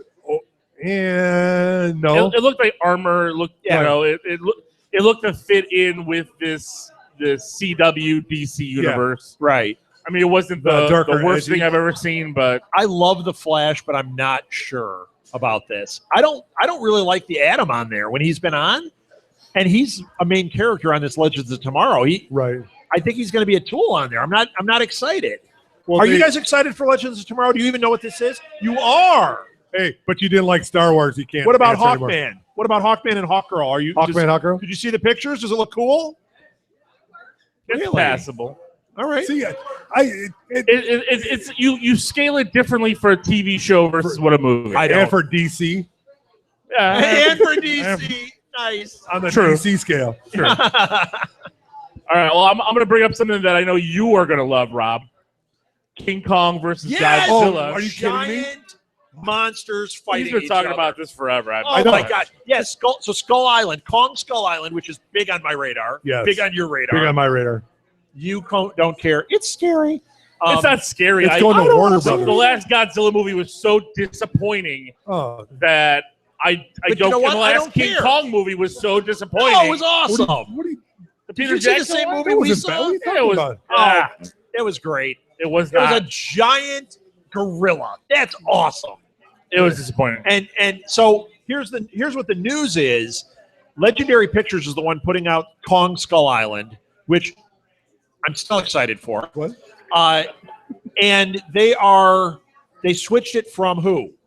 They switched companies with To it. Warner Brothers from Universal. Yeah, Universal to Warner Brothers, so that it positions it so they can potentially make Kong versus Godzilla. And what they're saying is it's not official, but you'll have Kong Skull Island, then you'll have Godzilla 2, and then the mother of all matchups. Can we bring in Godzilla in the rubber suit and not this whatever Godzilla, not this Cloverfield Man in Godzilla? Suit. Yes. The Man in Suit Godzilla was way better. Yeah. I want a big But bleeping what happened to the lizard rumors of shooting Pacific fire Rim and stuff. 2 having I can Godzilla? fit that suit. I'm a big dude. Did you guys read that about Godzilla versus Pacific, like being in Pacific Rim 2? Yeah, they Are were they talking gonna about actually that. cross that over? Because how great would that be? Kong fighting the Kaji and the Godzilla. Oh my gosh! And Is Idris anyone else Elba as excited about that in a as I am? big That giant sounds robot. amazing. Idris Elba. Just, In a big giant robot. That's great. It's awesome. Kong gets into a big giant robot to fight Godzilla and the other guy. That would be awesome. I'll take it. It'll be Kong and a little because it was two people controlling They it. call it Godzilla Buster. Both of them. Oh, Godzilla Buster. That's right. We'll have that scene where where he's punching Godzilla in the face, boom, boom, boom, boom, and then it stops. And boom, boom, boom. Awesome. And it's all Tony Stark. It'd be great. Go to sleep. Go to Okay, we got some trailers that dropped this week, and I don't know if you guys saw these. I'm going to throw a couple out here. First of all, there was a trailer that hits this week for a new movie called Navy SEALs versus Zombies. Did you guys watch this trailer? No. It's horrible. Can I just say that as the worst title sci-fi ever? movie? No. But here's the thing. At first, Is I'm like, Charlie Sheen in it? I'm like Navy SEALs versus Zombies. This is going to be terrible. If Charlie Sheen, Like, it is kind of what you want. Like these badass Navy SEALs getting attacked by zombies and shooting the heck out of them. I'm like, this is kind of what I want to see. Although not as much as, did you see the trailer for the Boy Scouts versus Zombies? Oh, no. no, that's not Boy Scout. It's the Scouts Guide to Yes. the 4 Zombie stars. Apocalypse. Yes, Yeah. 4 stars. That movie we'll be reviewing on the League of Geeks opening Really? weekend. Yeah, it's Out already? it comes out Halloween weekend. We need to see this movie. The Apocalypse will be amazing. Yes, the preview is fantastic. If you haven't checked it out, Google it. Yeah. It is awesome. The Red Band trailer is even better for The those Navy over SEALs 18. versus Zombies, not quite the same. No. Another trailer. I think you guys may have seen. Did you see the trailer drop for Back in Time? Yes. Back in Time is a documentary about Back to the Future. I actually was like misting up by the end of the trailer for this thing. This looks awesome. When does that come out? Does it 2 come weeks? out October? I don't know. October, what is it? October 15th? Whenever Probably. That would make sense. Is that when the movie came out? Well, When's the 30th? that is the October future 15th is the 30th. future is when we Right. meet the movie. Right. Yeah, it looks so good. So good. It does look And well like made. Michael so. J. Fox in the beginning when he's telling the story about Princess Diana, when they show the DeLorean and like this dilapidated DeLorean, the guy's like, I had to fix it. Yeah. This is an American icon. Then he put the flux capacitor in it. Then they showed Christopher Lloyd. He's like, this is amazing. It's like, the whole thing is He amazing. looks like Doc Brown now. He does. He's finally caught up with the age of Doc Brown. He did. Absolutely. So. All right. What else? Yeah, you know what? It's weird how much. I don't want to say not a throwaway movie because it was all 3 of them were pretty big. How much influence that movie had Back on to the guys Future? like our age. Oh my gosh. I mean, it's pretty amazing that did that. Well, not even that. Like you can look back because we were actually watching Back to the Future Part 2 recently. And like look at that movie and look where we are at now in 2015 and how much stuff is actually hit. Right. You know, outside of Jaws, whatever it was, 33. Right. Yes. Somebody did a great meme though, Oh, saying and the Star Wars Cubs winning, Episode too. 7. Somebody put a great meme saying Star Wars Episode 7 is in the theater and said, which Goldie was funny. Wilson is there still. Though. Yeah, So it's right. awesome. Yeah, that. But it's like it's funny because it's like look how nostalgic we are now for the 80s. Oh yeah. And like I look at that movie and it's like they had the 80s cafe and everything. I'm like, Yeah, they yeah, got that. we would all be like Pretty right. It's perfect. Would you go to that 80s cafe? I Of totally course. would. They finally got the hoverboard done. So Yeah, Yeah. the hoverboard's done before it. Especially to have like a face of Reagan and Gorbachev fighting over your menu items. That would be awesome. that would be great. Michael Jackson, all that stuff. Some Max Headroom action going on. It's all good. It is. Why don't we open that? Can you make that the next cafe? No, Sure. we've got 2 others before that. We do. So you better get on it, We have- Chris. and I have to do a Battlestar Galactica one just because. Did we add that one? I'm adding that. You So are? Really? we'll Is do a it Star classic Battlestar or the new? Wars. A combination of both because you got to have the old feel with the new characters. That's Yeah, what I look want at all it. I want is that monkey in a dog suit delivering things around the restaurant. Can you open up a Marvel barbecue restaurant? Sure. Yes. All right. It'll Why be you cold. want some smoked meat from that restaurant? Of course Is that I what you're want saying? some Yeah, I know. smoked meat. He's the chef. I'll be there smoking all the meat. Yep. Oh, Hello. we know it. Hey. Here's another trailer that dropped last week. We talked about the Christmas one. Do you remember we were talking about Krampus. this? No. What? The other one, the one that looked like Trick or Treat, Okay, yeah. Yes. and that one looked cool. Another one dropped this week, Krampus, which is actually by the guy that directed Trick or Treat. Right. Oh, really? Oh, nice. Yes, and it's got Adam Scott, Toni Collette, and David Cocker, which is Whammy from Anchorman. Right. Did you watch this Krampus I did. trailer? Did I you did. watch it? I did not, but you know what? Did anybody I've seen see a the part of it. Krampus trailer? It was Did you like it? outstanding. It looks so good. I added it to our movie review list for. Oh well. I'm just saying, like I was updating Look our at you, big movies. shooter. It was going to be just a regular, holiday movie. Not until you hit Krampus, man. Now There's a little third jingle all one the way. because Kevin Smith was doing one too, but Tusk? that one isn't coming out. Tusk 2. Tusk 2. Very Krampus. Tuskmas. Hey, Johnny Depp's in it as Guy Lapointe or Guy Lapointe. he plays the tree. Yeah, all right. He'll get an Oscar for it. Exactly. So. Yeah, man, this Krampus thing looks amazing. This is like my number one on my Christmas to-do list. And the thing is like the story of the Krampus is it's a very European thing, and it's a very real. And we're over here like, oh, you can't make something evil at Christmas. Like, no, that's legit. Right. I mean, that's been around for a long time, and people are like, oh, we're doing a Krampus thing here in Elgin.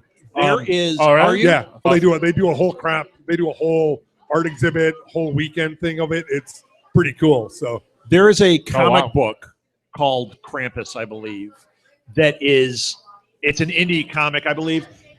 Totally worth getting. Mm-hmm. It is. Krampus is one of the characters in it. It's called Krampus, but it's like all the Santas at once. So there's the different European Santas. nice.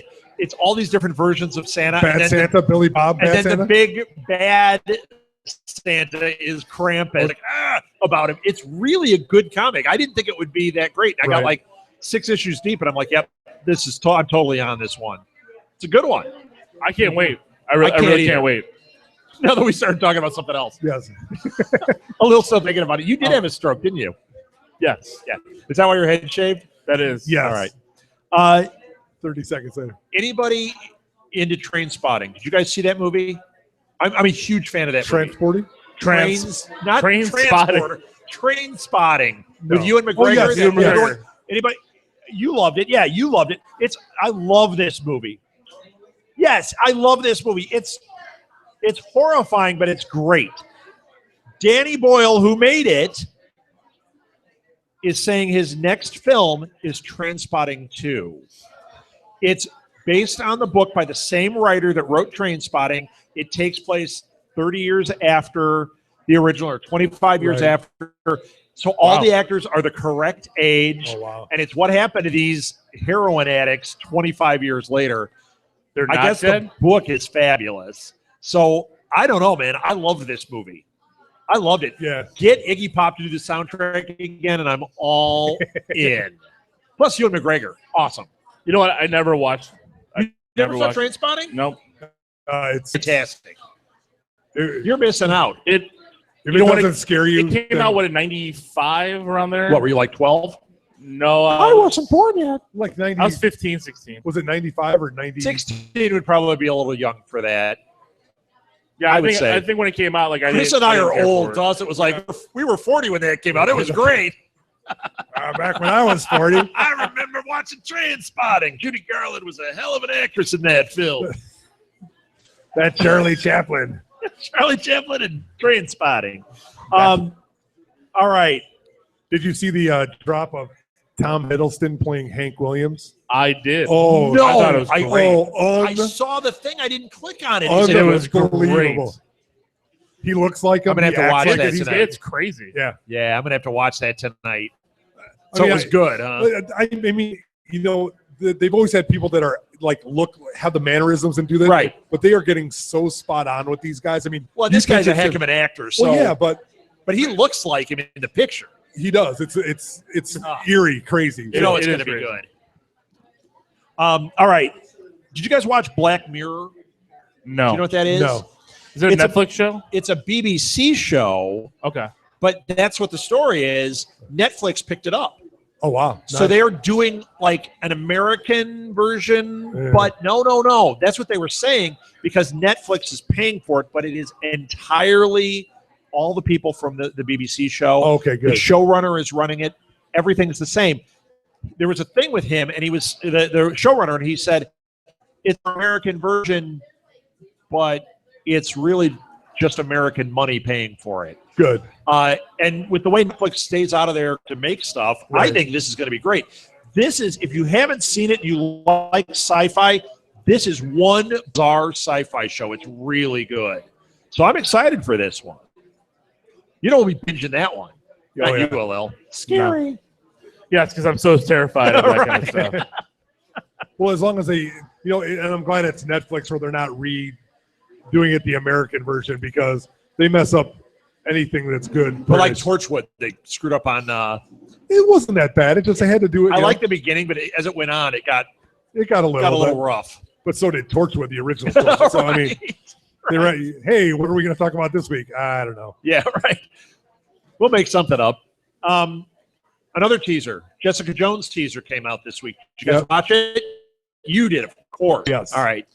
But it was really nothing. I mean, It was nothing. Did you? I mean, that's what I was going to talk about.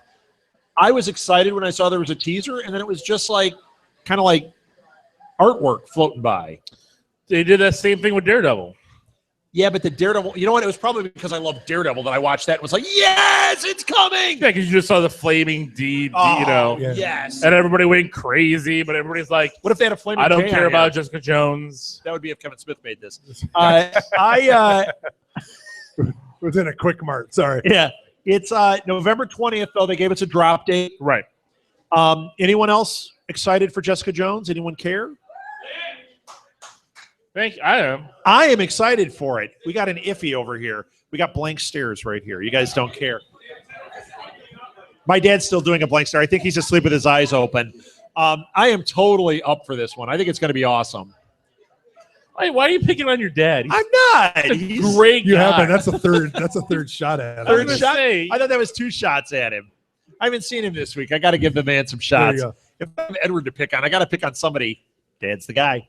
All right. I got something. You got one. Good. All right. So I know we haven't talked about this. It's been out for a while. Reports are flying out now that Nintendo is working on a Zelda series for Netflix. Yes. And they want to make The Legend of Zelda similar to Game of Thrones.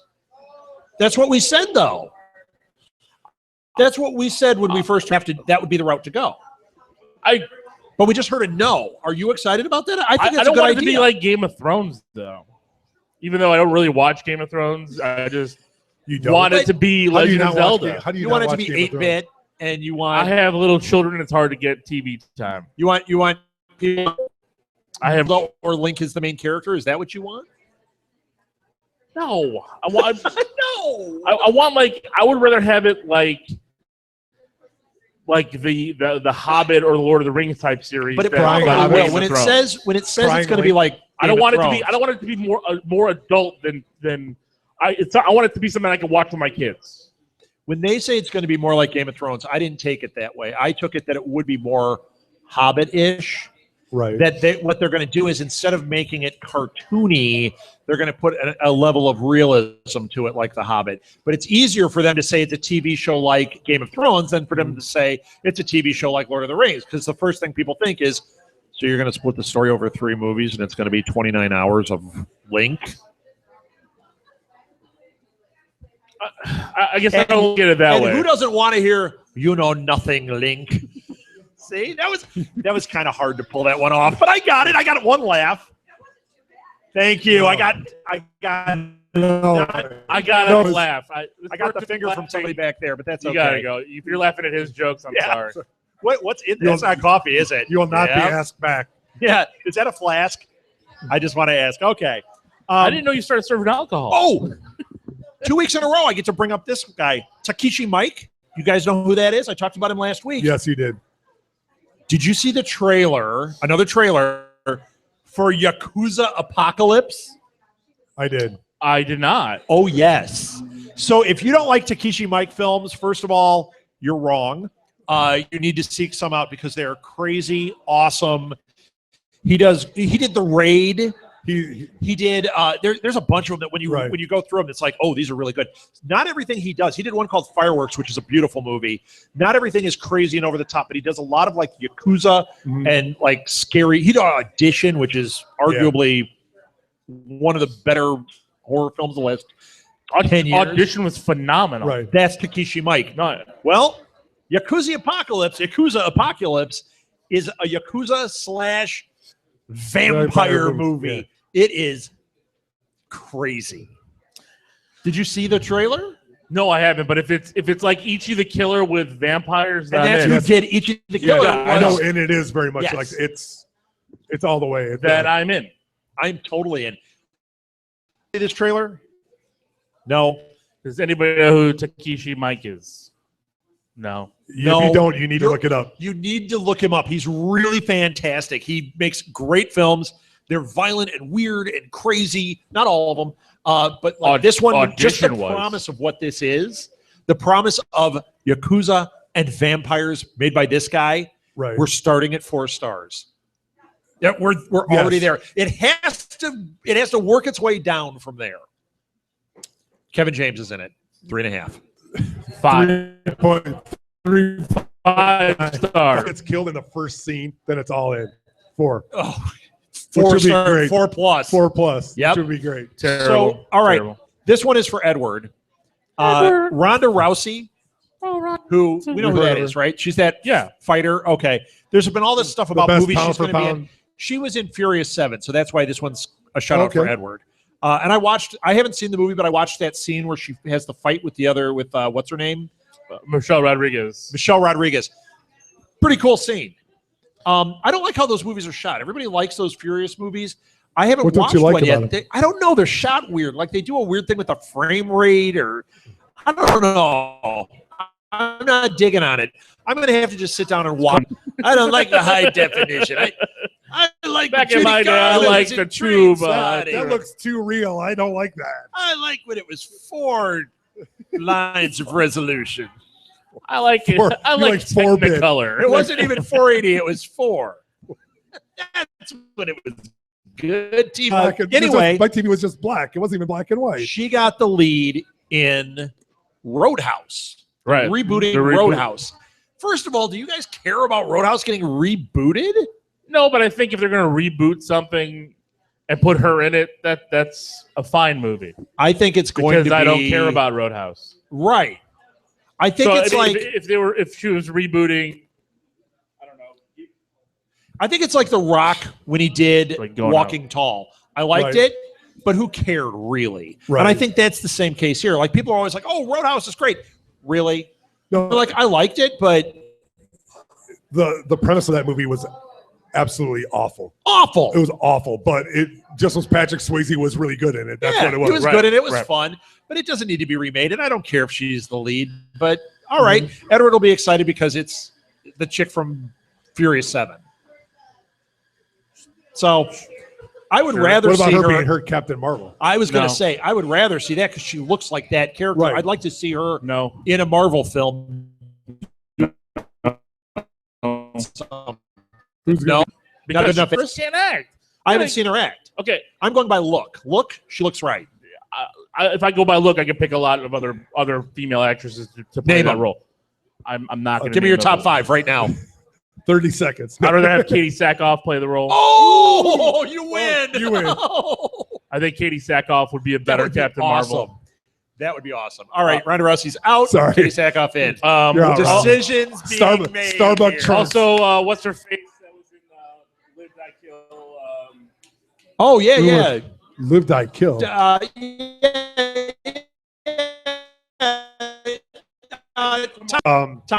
I can't remember her name. Who? Tom Cruise. Tomorrow. Who? Married to John Krasinski. Emily Blunt. Emily Blunt.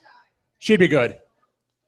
So there you go. 2 I'm right still there. saying So would who's The the Rock. Who's The the Rock girl could be in in Gone anything. Girl? The Rock. Who's in Gone Girl and Wrath of the Titans? She'd be Rosamund good. Pike. I think she'd be good at that too. All right, so we're done with the top 5. We got 3. All right, so And Molly. And Molly, eventually. Olivia Cook is up for it got the lead in Ready Player One. Ready Player One. Do you guys know who Olivia Cook is? No. You should. Do you guys know? Yeah, because I read it today just a minute ago. She is on. Does anyone watch Bates Motel? She's the girl with what is it? That's your reference The to her? oxygen thing. That's your reference She's to her? so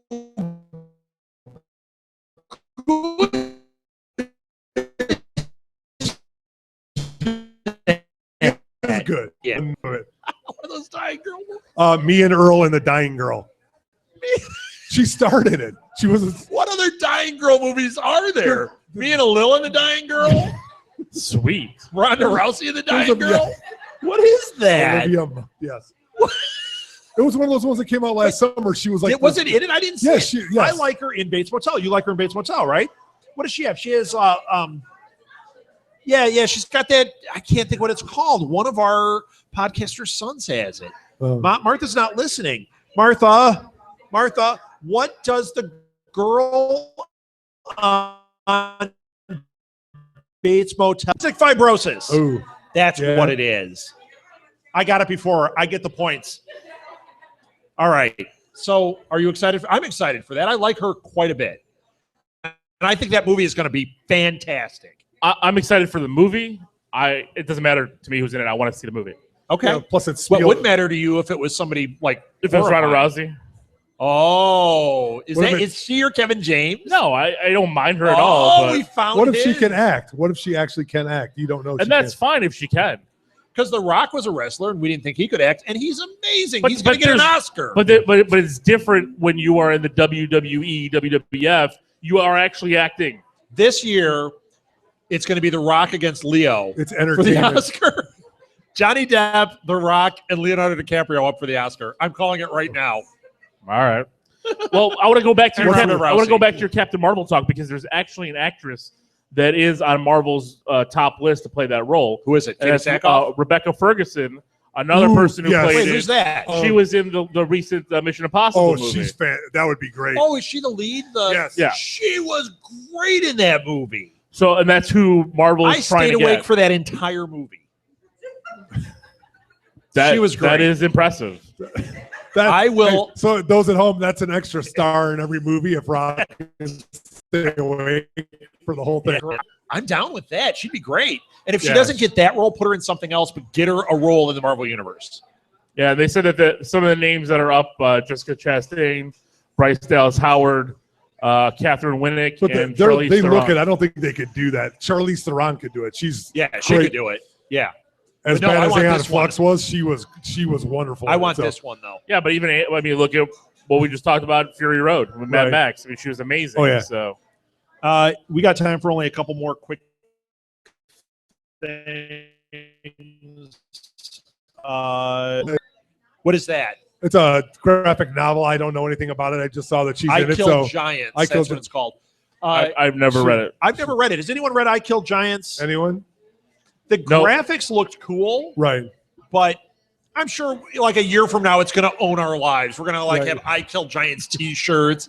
If Marvel She'll puts be it out, blue it and won't killing have the everything. female lead, even though it's a female lead on Right. the T-shirt, though.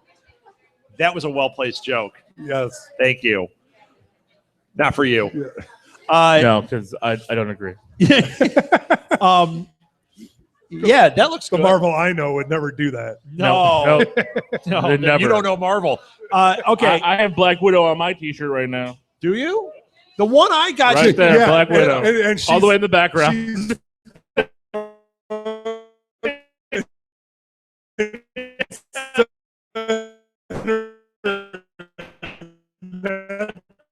Picture. on here, and then I'm done. And this, what a crappy way to end it. Transformers Who did? 5. I'm gonna turn my First of all, microphone bad off news, now. they're coming out with Transformers 5. That's the Jaws from '80s. It's Transformers. Right. Transformers 27 million. This time it's personal. And yet Uh, Michael Bay no, it's keeps on personal. making movies. Did you guys see that they announced the new movie's going to have not one, but 2 plots? That means out of the series, a total of 2 plots. So who are they Because putting there in have the been grave? none. Who are they putting in the grave? Well, with the two no, plots. here's what the two parts are. Did you guys read this? No. The first part I is going to be refuse. all about Mark Wahlberg and his character doing something, probably running around. I found a Transformer again. The other part is going to be Optimus Prime going into space, searching for the Allspark or something. It's on So Mars, right? so they want to make Marky Mark happy. They're gonna have the Funky Bunch Oh, and him suddenly running around.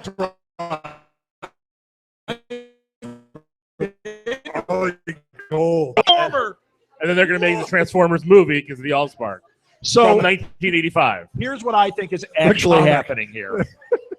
I think the reason they're putting these in is, number one, everybody says there's no plot. But number two, they have said they're trying to universe build the Transformers. They want to do to the Transformers what they've done with Star Wars and Marvel and everything else, because that's what everybody wants to do, is build these universes with 3 movies a year coming out.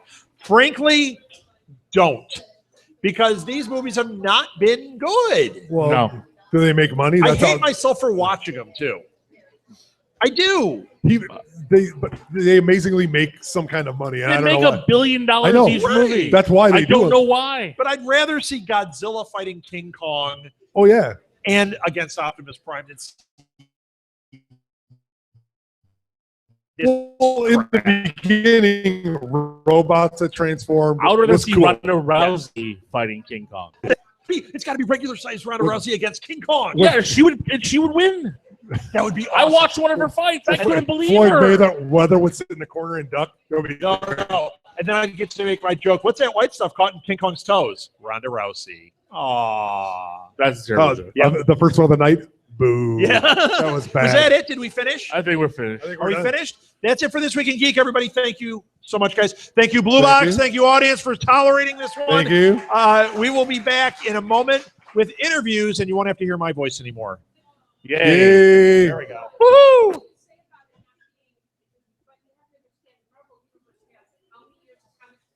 Yes. Right. Right.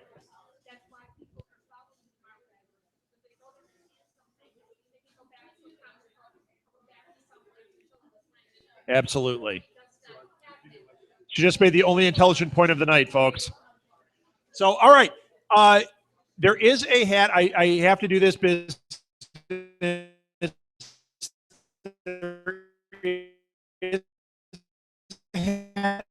For donations. If you had a good time tonight, you want to support us. You don't ever want to charge for these things, but there are expenses involved, equipment. This very expensive. If you want to support, it's not the right night for it. That's okay too. We're just so happy and enjoying this. I'm stepping down. Martha's taking over. Are you ready, Martha? Uh-oh. All right. Thank you, everybody. Next up, Input Junkie.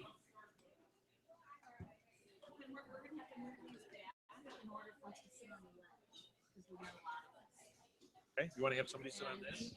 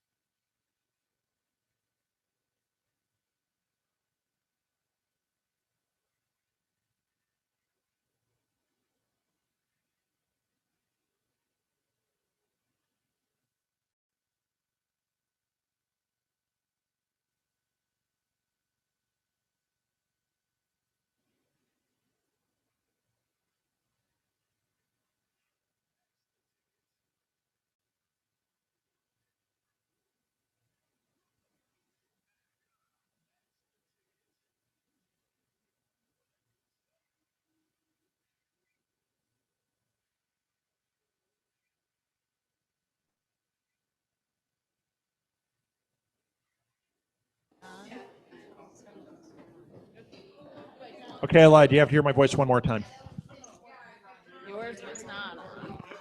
Welcome to Live at the Blue Box. We are now going to have, we do these things where we do these like little micro cons, and we did one called an instant con that just kind of happened. We're doing one, we weren't going to call it a con, we were just going to have you on, Erika. And then we met Rebecca and Katie.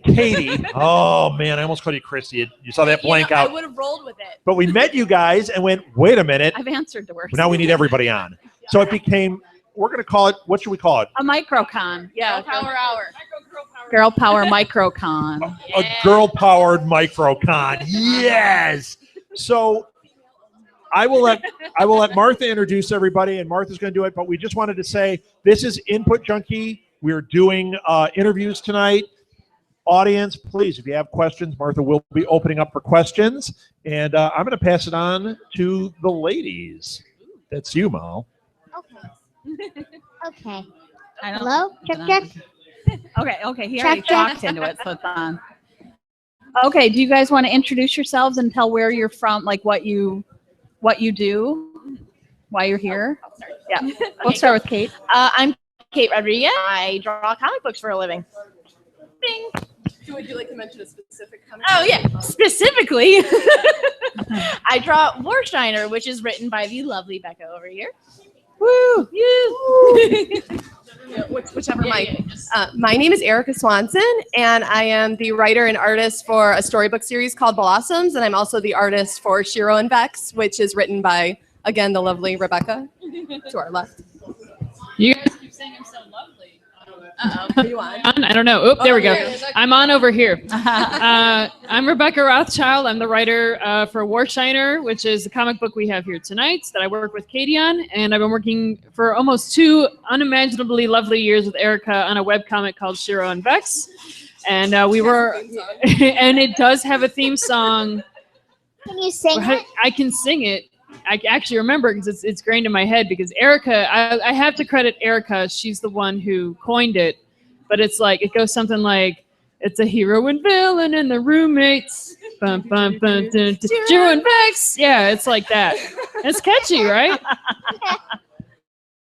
I was singing it this morning when I was drawing it. I was literally singing it in the shower because Erika was at Wizard World singing it at people, eye contact and everything, and she meant it. So there was a dance, Oh, no. and it evolved. Well, it's not worth anything if there's no dance. No dance, no go. I did dance. So there's the 3 of us at one Feel table. free to show us the dance if you want it. Oh, okay. It was hand gestures. So it's more like a cheer. Well, I was sitting. Yeah, so, okay. Yeah. Okay. That works. That's my favorite kind of dance where I don't have to actually get up. Yeah. Yeah. Uh-huh. We call it chair dancing. I am a world-class chair dancer, mainly because I'm lazy. And, when us girls go out, I want to put on the cute shoes. I don't want to, those are what I call sitting shoes. Mhm. So I don't want to, so I'll just chair dance and be like, deal with it. Mhm. So I like we it. should work at the championships of cheer dance. Well, that sounded bad. That'd be amazing. Yeah, that sounded more M-rated. provocative It than does. meant That to, sounds but I like just a little wrong. We know what we mean. Uh-huh. We know what we meant. We meant it. All right. Do you want Molly's going to ask a first question? Did your schooling support your art and your writing When you were a kid, I think. when you were a kid? I'll take this one. I actually got super lucky, and I forget I'm short. I have to adjust things. Actually, yeah, I got super lucky. I had a lot of really good art teachers. From my experience, it seemed like the art teachers really had to take the initiative. So if you get a good art teacher, be fully aware that that is all them putting forth that initiative, and don't let yourself get lulled into that sense of security where it's like, oh, well, every school is going to be like this. Every art teacher is going to be like this, because they're not. Find a good one. Hold on for dear life. But in particular, my high school art teacher really told everyone who had a passion for it that this is important.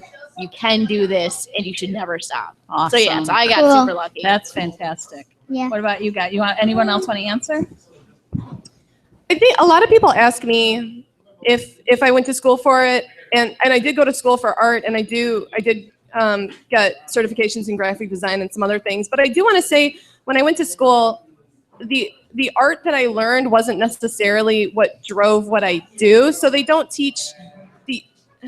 I consider myself an illustrator, so I don't think anyone can teach you like how to make your own characters or how to. There's no right or wrong way to do that. But I think learning some fine art or some painting or other things definitely informs being able to do what you want to do better. So yeah, I would say go to school for it and take some classes. And to what she was saying, I think I really had some teachers that pushed me along the way too. So thanks to some specific ones, they were amazing. I think, did you mean like, did it help foster, because like sometimes she'll ask people like, did you do it more as a hobby, as an escape?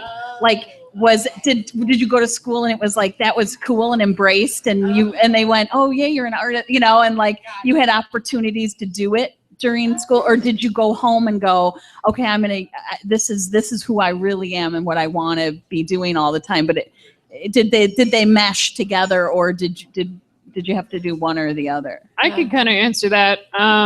As a writer, as a writer, yes, I'm the writer. They do all the pretty, colorful things. I just write the boring bubbles. As a writer, I drove my English teachers bananas because, there was a lot of hamburger format, right? You're going to get a lot of sandwiches as you go through school. The Subway or the hamburger or whatever. You write your essay, you write your report that way, and I was just kind of like, ugh. And creative writing nowadays is a lot better. You'll probably find more resources. Creative writing is taken a little bit more seriously. But yeah, in my school, it was more of an escape. I would be in English writing other things that I wasn't, as opposed to what I was supposed to be doing. And I do encourage children, especially young people, try to find a balance. You have your lunch time and you'll have time to do your thing. Just, because otherwise you and your English teacher will be going at it for a long time. Well, she's homeschooled. So. Oh, well then you're so she fine. and I, yeah, we're all. Well, we're you on seem the like same you page. nurture it really well. Yeah, we're on the same page. You're on a great page. But then. we have, she has a lot of friends and we have a lot of listeners that, go to school. And so it's like, to be, sometimes when they hear other people's experiences, they go, oh, okay. So they managed to get it in here or there, or they, okay. You know what I mean? Yeah. So we probably should have been a little clearer with our, but no, you guys all answered it really well. Yeah. But just so you know where we're coming from, it's like, we just want to be able to encourage kids that are, maybe trying to eke it out somewhere in their day. And it's like, they're doing it because they're, because they're using it as an escape or something. And it's like, but, and to know also that it does end at some point. It does. My mom's a teacher and she would tell me that all the time. So she was a K-3 reading specialist, and she would tell you, eventually it'll be done. Just get through it. Just gonna do it, right? And poor mom. I love you, Mom. I'm sorry. Do you have another question? No. That was you brought one question? She might get more in the middle. Wait, I have she's got one. Okay.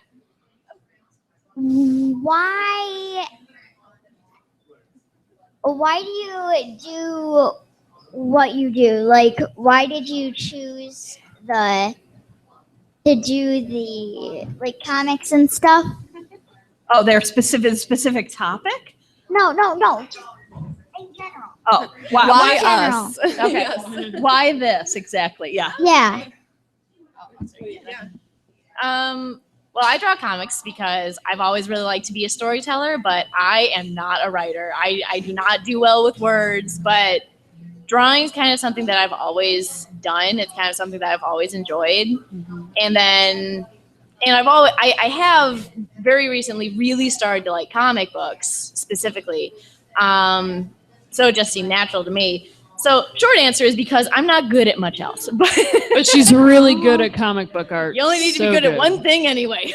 Now, you didn't read comic books as a kid? No, interestingly, which I know makes me just a heathen, but no, I didn't either. Yeah, it's okay. But like as like a kid, I'd find my brother's comics on occasion, mm-hmm. and I was always more drawn to the drawing style in them than the actual story, because they were like the old Marvel comics, so I never knew what was going on in the comic beforehand anyway, so I just flipped through. Mm-hmm. But more recently, I've kind of started getting into some of the graphic novels, like I love graphic novels. I liked Persepolis a lot. If you ever heard of that one, it's about an it's about a girl trying to learn how to survive in a very not chick friendly world in the Middle East. So and she does a great job of kind of describing the different feelings and the anger that you go through.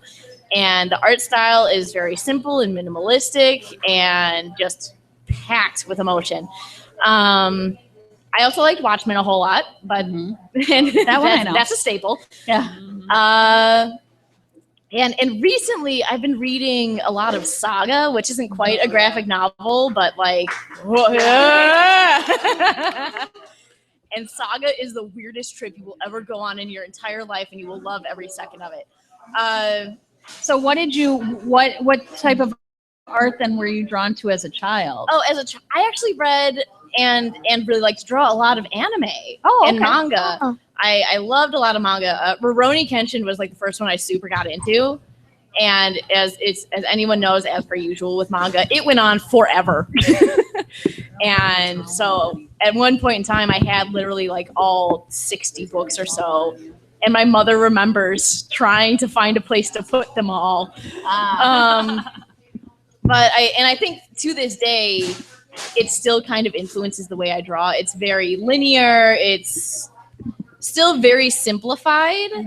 But as I got older, I kind of started moving more into the American styles where it's a little bit more anatomical versus expressionism. Okay. Okay. Well, let's let. What did you want to answer that question? I don't remember what the original question. Yeah, I don't remember. Molly, I loved your. Why I us? love, and you can all do. We have a lot of time, so you can all extrapolate as much as you want. Why did you choose what you chose? Yeah. I feel like I'm still kind of choosing. I have I like to multiple- think we never get there. Yes, yeah. I kind of do sort of think I'm a storyteller, and I do. I love to draw, and I started drawing, I think, with stuff. First of all, first and foremost, I think I'm most influenced by the fact that I'm a fan of stuff. Okay. And I want to contribute to the fan universe of things. See this poster? Such as all of everything. That's our lives. And so I think a lot of it started with what they call nowadays fan art, which to me was just drawing. But I mean, doing Ninja Turtles and doing Batman. I was such a big fan of Batman, the animated series, and drawing like when I really, really started digging into drawing is sort of the same time when anime came out. And I didn't really know what it was. I just kind of saw the style. I was into video games at the time, and I saw an ad for Lunar. And I don't remember which one it was, but anyway, it was Lunar, and it's just like the big blue eyes, and like the really, like you said, like the simplistic lines and stuff. And I was like, oh, I love how this looks. I didn't have a Sega CD at the time because I wasn't fancy, but I just loved the style. And then little like a Sailor Moon doll commercial, and to me, like because I really struggled, I think when I was little, and again, I kind of joke. If you ever heard me talk before, I kind of joke about being like an ethnic girl, and when I was younger, it was all like She-Ra and Barbie and like blonde blue blue girls, which I'm so eyes, for. Like, there's a spot for them, but I was like sitting there, like waiting, like, what about me? And so Sailor Moon came out, and I was like, wait, hang on, 5 female superheroes that are teen girls that have all like special powers. So I was like blown away. So in like 29 seconds, I was like, take all my money. Like, I want everything. I was like instantly playing it like in the basement. And I was just like, I love it. And then I finally got to watch an episode. And I'm just like a forever fan. It's like 20 years later, and I still have a wallet. When you look at my style, My duct tape phone wallet. Yeah, that's awesome. With the Ronin Kenshin screensaver. Yeah. So you work in other mediums besides drawing. Yeah, you work in duct tape. She's also a sculptor. But yeah, I think if you look at Blossoms, for example, you'll see a lot of the Sailor Moon influence. But I like a lot of the American comic books too. Witchblade. I love X-Men. Like I said, Batman, any Catwoman, I'm just a total sucker for. So animation and comics and some combination of the two are really what inspire me to work and keep drawing and keep making stuff. And I'm a big fan of actually Shiro and Vex too. So getting to draw that is a complete treat. Yeah. Well, because it's a surprise, because in general, like I said, I'm a storyteller, so I will create my own content. Right. But with her, it's like I kind of get to take a break, and then I get the scripts, and then I just kind of draw what I see. So when I get them, like this last one, I was like, this is some of your finest work. Like, still get excited for issue 21, but so it's kind of fun to take a break too and collaborate with somebody and not have to be like at the forefront of trying to make everything, because I'm very much like a wanting to make stuff. And you get to use different muscles that way when you're always having to do the same process over and over, you know, to get to kind of branch out a little bit. It would be fun. Yeah. I'm a brancher. So what did we leave out anything with her? Did she answer your question to your likeness? Yes. Okay. All right. Rebecca, it's all you now. So why would I choose writing? A lot of people ask me this because writing is, I don't know, artists and writers are in the same boat. Yeah. Nobody wants to pay us. Nobody but... And podcasters too. And nobody wants to pay creators. Content creators. Yeah. You know, I also watched Sailor Moon. I also watched a lot of ridiculous sci-fi. I watched a lot of Star Trek. I watched Earth 2, which I don't know if they're ever going to find that for you. I watched Sequest, and I loved it. Yes. And I watched a lot of sci-fi, and I watched a lot of anime. And then one day I was walking in, I grew up in Evanston. I was walking in downtown Evanston. I believe the comic book store was called Something Wicked, which is no longer about. So I didn't really have, my brother I can blame on my video game habit. But I think actually I realized I really wanted to do writing, especially with video games when they got more sophisticated. I remember playing Halo 1. And my life was changed forever. All the right things. Master Chief is my bae. He's such a good listener. I mean, Cortana, you know, she's going off. Like, I love, every end mission with Cortana and Halo, she's just screaming at you and you're just in panic. And and he's totally cool and calm about it. So I love doing that. I also like writing because I didn't see a lot of female protagonists. Now we have many more, and obviously these two ladies. But we still need more. We need lots more. We'll do more things. We need more. But I wanted to do comics because I like having pictures behind what I write. Obviously I could write a book, probably not easily, but I could do that. But it's way more fun to work with girls like this and do something fun. Me and Erika met at a Final Fantasy concert. We were both working there, and there's something about the way she was rolling those posters, and I just wanted to make I wanted to make a webcomic baby with her. And we made twins. We made super twins. So fraternal beautiful twins, and it's so fun. Erika's, we have so much fun. I built a concept around her art style so that when I give her a script, she already knows. It's like she's in my brain. Same thing with Katie. We've collaborated for a year now. Yeah. We got the book out, which is right here. I do have Warshiner copies. We have this great series, and it's more fun. I think 2 is better than 1. So that's why I really wanted to collaborate. Now, finding artists to collaborate with, you got to be careful. So you're doing both. You write and draw. When you're trying to find an artist, you don't pay him up front. Unless it's Katie, pay her all your money. Same thing with Erika. These two, you can pay them all your money, but everyone else, don't trust them. Don't pay me up front. I wanted to have pictures. I wanted to be more front. Very good. Okay, do you guys you do this for a living? Yes. Right? Do all of you do this for a living, right? Yeah. A meager living. Side jobs. Well, I mean, we use the term living in finger quotes, but I mean, you don't so if you were to do you do any other art on the side, any other mediums as a hobby, like sculpting, besides duct tape work? Right. I could sell my duct tape wallets. It is. Look at that wallet. It's Etsy ready. It does also have. Except your screen is still cracked. Well, I can't. You can't. We don't fix blame the the screen duct with tape duct for tape. that. Yeah. Or Yes, I please would. buy Warshiner so I can buy her a new phone. Oh, there's clear. But it'll still have the crack in it. She sure did. Now I know what to do with my life. I do other mediums on occasion. One of the other things that I do is this is gonna sound so weird, but I erase the faces off of Barbies and draw more detailed ones on. Better What? ones. Yes. What? Oh, that's awesome. Yeah, that's There's actually a whole subreddit, I think, dedicated to this. Yes. It is a real You're thing. not weird. Oh.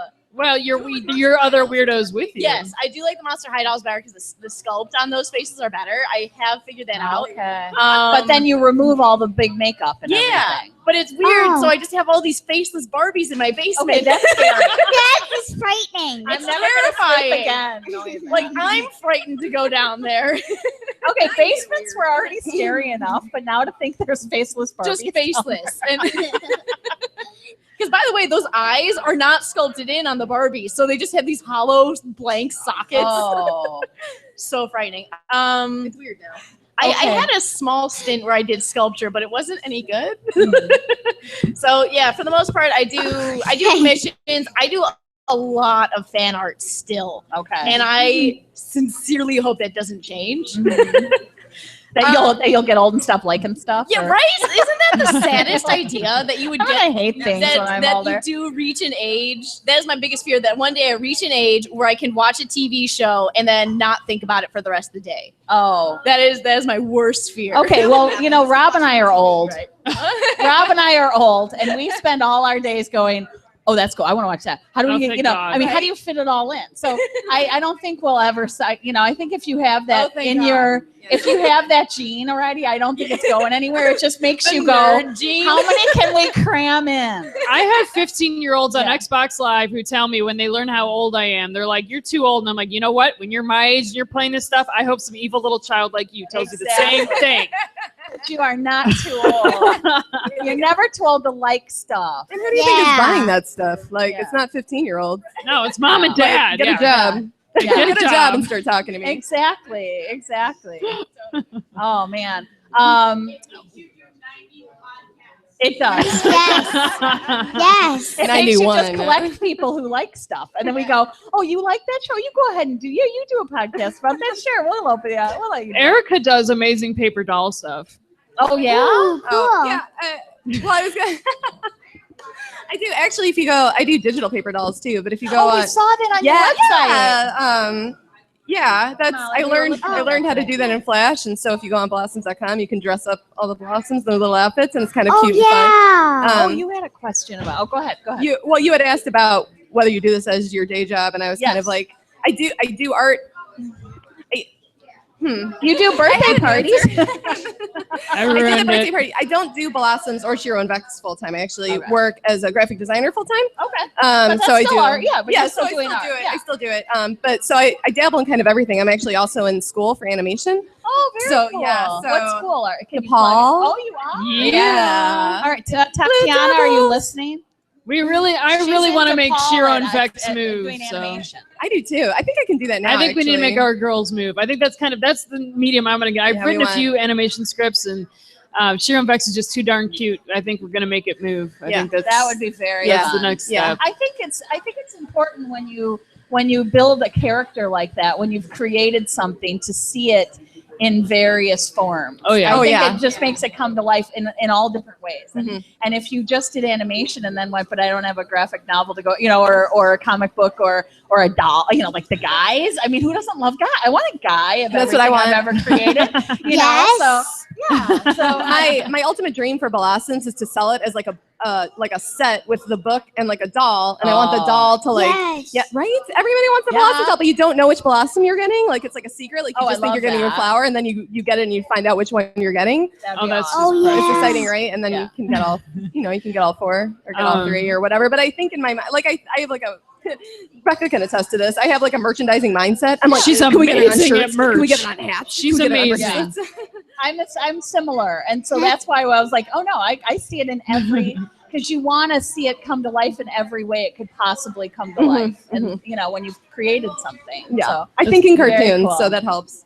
As Um, far as doing it for a living, I will say my side job is I get to test video games. oh, that's awesome. Yeah, your life is hard. I'm not gonna say it's always easy, but it's one of I'm a lucky person to have that job on Yeah. occasion. That is fun. That is not a bad gig to have. No, but it is work. Yeah. I want. People are like, "Oh, how'd you get that job?" And I'm like, Well, you actually do have to do a little work, so just.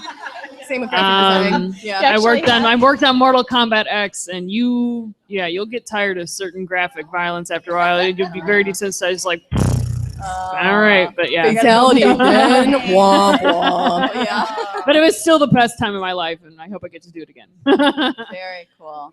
So what? Oh, you have a question? How do you pronounce it? Blossoms? Yeah. How do you? All right, Erika. Blossoms. So blossoms. Yes, that's perfect. Okay. You put it. You say it all. Blossoms. Because we were wondering if you just said it really fast, so it's supposed to sound like blossom. Like blossom. It sounds like a sneeze.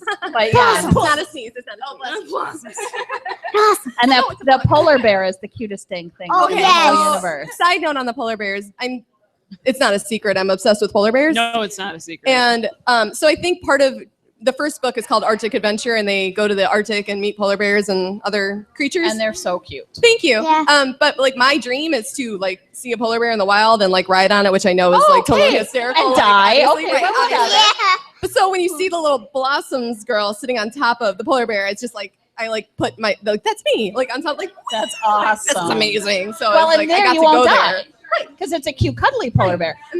We moved to Minneapolis a long time ago and lived there for 5 years. And my whole thing was, I'm going to find a moose and touch it. And then people were like, a moose spit at you, and they're like the meanest creatures on earth. And I went, yeah, they're up there with camels. They're not cute. Okay, I think we were separated at birth because I was like, I want to meet a bear. I And want to was touch like, stuff. I'm like, I want to touch that. And so they're like, no, you're not. So I'm like, I have to take that off my list now because they spit at people. Just like I used to think that, in hay bale things, those round hay. I used to think there was like candy in the center. I'm like, wouldn't you want to reach your hand in and just find candy in there? And so my husband's like, there's poop in there. I'm like, oh. Okay, well, kill that dream. Okay, now there's no touchable. We were talking about burying Katie and Candy literally right before we got on air, because I'm going to be at MightyCon at Wheaton for Halloween, and Katie's going, and I said, we got to bring Candy. Maybe, Katie's pretty short, so we thought maybe we could get a big enough bulk bag to just bury her and Candy. Oh. But I have a feeling it might collapse your lungs, so I don't want to do that because I kind of need you around. I understand that you need me around, but what a you way so to go. bad. Exactly. If ever there's a way to Surrounded by exit, candy. it'd be that. But that would be awesome. Well, I figured it makes sense because I already look like a bubblegum fairy. You do. Yes. I am from Candy Crush. Oh, Princess Bubblegum, Yeah. literally. We love Princess Bubblegum. She's such a nerd. I love her. Is it Candy? No, what is it called? Sugar Rush. Sugar I called it Candy Rush. Crush, but that's an actual game. Oh. No, Sugar Rush. No, Princess Bubblegum is from Adventure Time. Okay, well, you Adventure guys Time. know stuff. Come on. Yeah. friends. But I'm talking about Wreck-It Ralph. Oh, I love that movie. Yeah. I love that movie. It just takes me an hour to get to my point. Yeah, There is a thought in there. I knew your point, but I couldn't see how it wouldn't. She's not a candy I saw the fairy. ending, It was but- brilliant. She's not a candy Mom has a fairy. lot in her mind. Okay. What's your favorite project you've ever worked on? You guys are in so much trouble because I'm sitting right here. No, I'm What is the favorite project you've never worked on with Rebecca? that's better. Mine's blossoms. Okay. Yeah. Honestly, and I swear to you, it is not because you're sitting here, Becca. Oh, it I would have to say Warshiner, and I'm so lucky because I met Becca through Our agent now, our mutual friend. Yes, now our agent, but our mutual friend at the time. And I was kind of just like, you know what? I need a project to work on. Give me whatever you got. And it turned out to be this awesome script that I really liked. It's got a female protagonist. She's over the age of 50. Oh, that's and cool. you never see that. That's cool. Yeah. But like You working on it? Did you hit a dollar? I did kick a Dalek. I put in one for the Well, team. now you're exterminated. I contributed to the war. You're welcome. Daleks are actually my favorite. But they're so mean. But they have a plunger and a whisk. And You're right. yeah. But I did actually really like Warshiner, and the thing that sold me on it where she's like, there's only one human character, and I'm like, I love aliens. Katie's critters, as I call them. See, Katie has great concepts for anatomy that aren't human, and I needed that very, very. I mean, we have very human-esque aliens in the story, but she has a Madam Centipede that doesn't have a story yet. But I feel like we'll just have to do a separate comic series for Madam Centipede. And that's like the other thing I really love working about Becca, because she's like, here's the script, this is all I need to be in it. If you want to add other things, go for it. I'm like, oh, you are going to regret that. No, I never do. Same thing with Erika. Erika's the Easter egg queen in Shiro and Vex. The references are bananas, and it's all her. And I love every one of them. All right, so how about this then? If you had access to anyone, anything, any amount of money, dream project. Dream project. All right, I got it. Okay, This came from out of nowhere. Dream project. Like, if I think I would just do my own movie. I would want James Gunn to write a horrific rom-com with Jason Momoa and well, I mean, obviously, and yeah, two of them. And then who should be opposite of him? Who do we really love as actresses? Ooh, that's a good one. Who's in it? Yeah, she's pretty amazing. Someone who's kind of hilarious, like maybe Jamie Presley. I love Jamie Presley. I love Jamie Presley. Yeah. I actually wanted her for Harley Quinn at one point, although I do love Margot for Suicide Squad. But yeah. I wanted Bernadette from The Big Bang Theory. Oh my God, that is my yeah. husband's. That's my husband's wifey. Beyond me is Bernadette. He's obsessed with her. So yeah, and then Jim Parsons would have to be in there somewhere because Big Bang Theory and because Sheldon and I need just get the whole cast. I need Mayim Bialik too. She's important. The to that. only Big Bang Theory that we showed Molly was it's a tiara. It's a tiara. I mean, the best seriously. episode. Was that not the greatest moment on television of all she's time? Like, jewelry. Put it and on she's me, like, put it on me, oh, put it with the on me. tiara. Like she had a whole physical reaction. Yes. And it was too precious. I love her so Oh much. my gosh! And when they like, oh, do you shop at Forever 61? I'm like, that she's so mean. It's so sad. And so I just love her. And when she got that tiara, I was like, oh my gosh, to see her girl out and She's like, because put it on me, so put it on not, me. and then I'm it's like, like. yes. Put it on me, put it on me, put it on me. And she's like, of course it's beautiful. I'm a princess. I'm a beautiful princess. I mean, so we had to show her that the next day. But She's the best thing. Yeah. yeah. So So- that's your dream So, project. man, probably not, but it just came out of my head. I know, That's one of them. Erika, what's your dream Stephen Amell project? Stop it right now. Do it. Do Those it. arms do on that it. tuchus, she can't even deal with it. You know, I'd actually rather, I like to look at Stephen Amell, and I think he's so nice and so kind. He's been very sweet to me. I've met him several times, probably more than he would prefer. But His children possess her books. I'd actually rather work with Stephen Colbert. Ooh. Yeah. I would like him to. I want don't to know, touch show up the in Shiro ear and where Vex he or does the something. thing with. Actually, what was I with? Oh, what was I talking about with Shiro and Vex? I don't remember. I'm sorry, That I would be a flaked dream. out I would on love there. to see Shiro and Vex animated, to be honest. Yeah, I think we got to get the so fun. I would love to see Shiro and Vex animated and Blossoms animated on Cartoon Network, and then Shiro and Vex's Adult Swim, and then I would also Warshiner could be a I wanted to do what Todd McFarlane. My dream project would be what Todd, Todd yeah. McFarlane had on HBO with Spawn, except I'm going to end it properly. That was legit rage. That's in your okay. eyes. That's okay. Well, everyone who watched it was gorgeous, and then it just went, and I'm like, okay. You know, he Said lots of good Well, I projects on think a lot of TV. people would say he egoed himself out of budget, but I think he's a lot more mellow now, and he actually gives very sage advice on Twitter, so I follow him quite thoroughly. But yeah, I would love to do an animated series of Warshiner. I need lots of sexy voices. I would need David Duchovny to do a voice. I would need... I'm sorry, the X-Files voice is of coming Batman? back, and I've just been thinking about him just like, oh boy. Michael Tatum, who does fabulous anime voices, I need him in there because he's pretty delicious. Kevin Conroy. Oh yes, Kevin Conroy. Batman. Oh, And Mark Hamill. Mark Hamill. And I'm spacing. Who else do I need? We need Helen Mirren and for Great Evelyn. Delisle. And Great Delisle. Yes, I so need good Great at Delisle. this. You need Great Delisle. We have so many good voices. Who else? Who else do we need the ladies in? I like Catherine Zeta-Jones's voice. I just want her to talk all the time. I think she's so pretty. I just watched Gods and Monsters, the new Justice League Gods and Monsters, and Tamara Taylor from Bones was the voice for their version of Wonder Woman. Oh, and the Tara Wonder Strong. Woman. We need Tara Strong to do like everything. Because you don't need anybody. if you get Tara Strong, you don't need anybody else. But yeah, so there you go. Yeah, those are my real dream projects. All right, Katie. Dream project? Yeah, let's go. Y'all are gonna judge me, but I definitely want to do. I want BioWare or like some game company to pay me to do a comic for video games because I am such a nerd for video games, especially like games with a good story, like Mass Effect. Yeah, I'm more Dragon Age than Mass Effect. You would do a tight Dragon Age. Yes, you would do an amazing Dragon Age comic. I am entirely too into Dragon Age, but honestly, I would really want to do a The Last of Us comic. You'd be good at that. Which I'm sure, which is odd because I'm generally pretty happy, and The Last of Us is so sad. It is a bummer. It is a very bummer kind of game, but I think that is one of the games in recent history that has been able to touch so much on the human condition and like what really lies within the hearts of man, and in an odd way, like a really dark take on love in general, which you never see.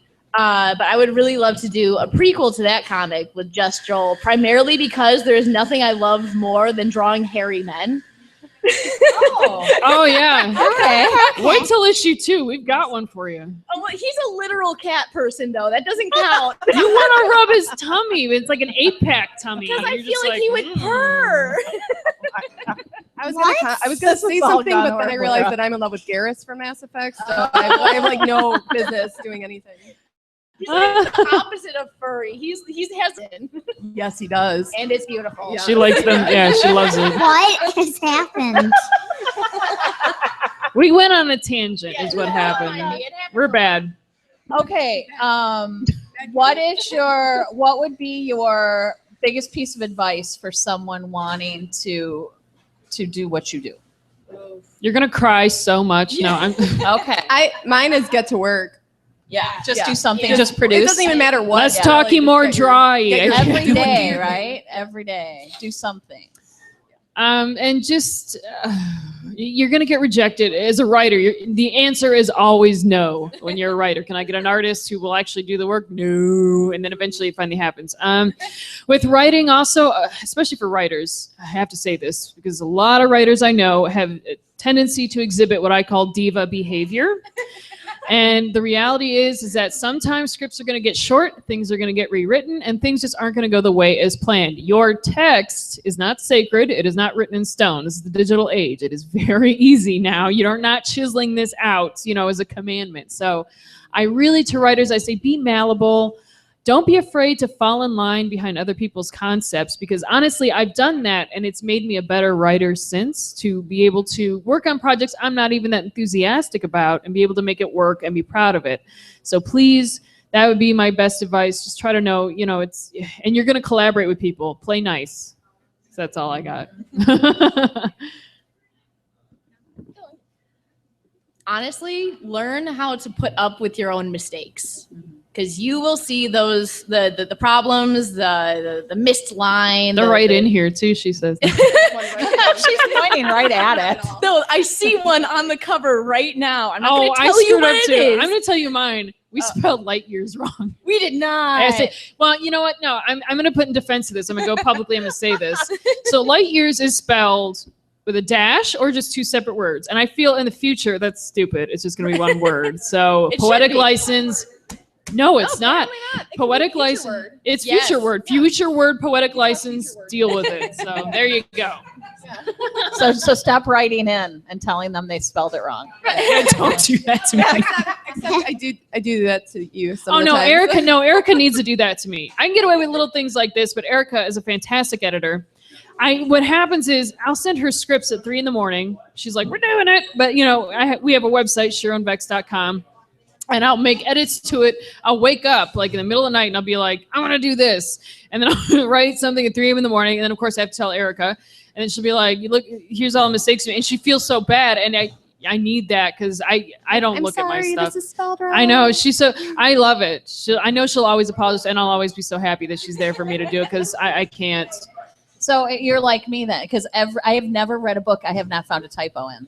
Okay. Ever. I Ever. can't- I'm like, can't- seriously? I don't think you could be carbon based and release a typo free book. Well, I can't do it with my it own feels stuff. like they should be able to. Yeah, I can't edit cannot myself. proofread my own stuff, but I can proofread other people. Like, Yeah. like it's Totally.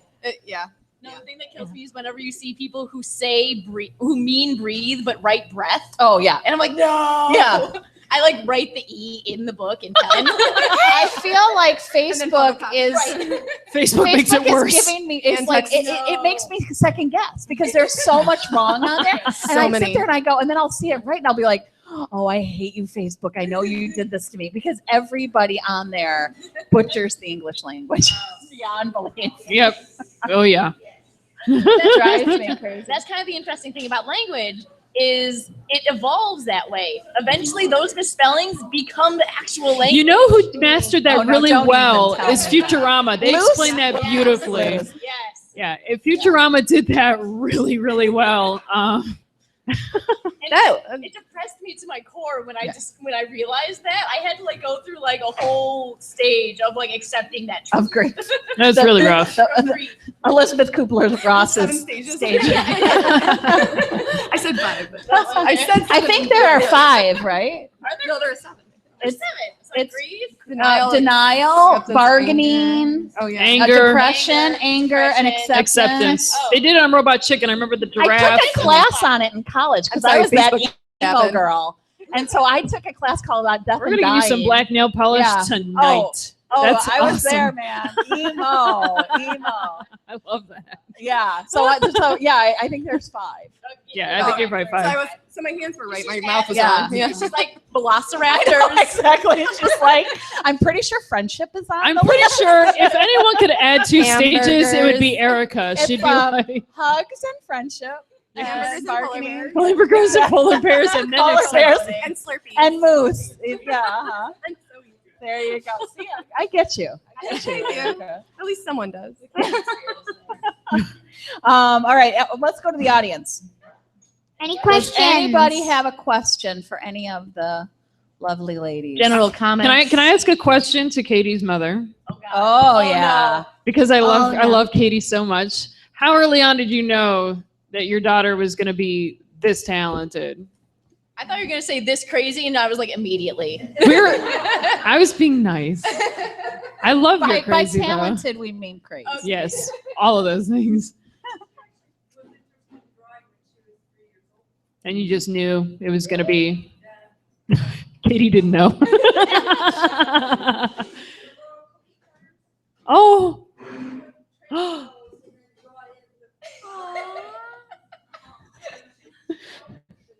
I was adorable. You were I so was. freaking adorable.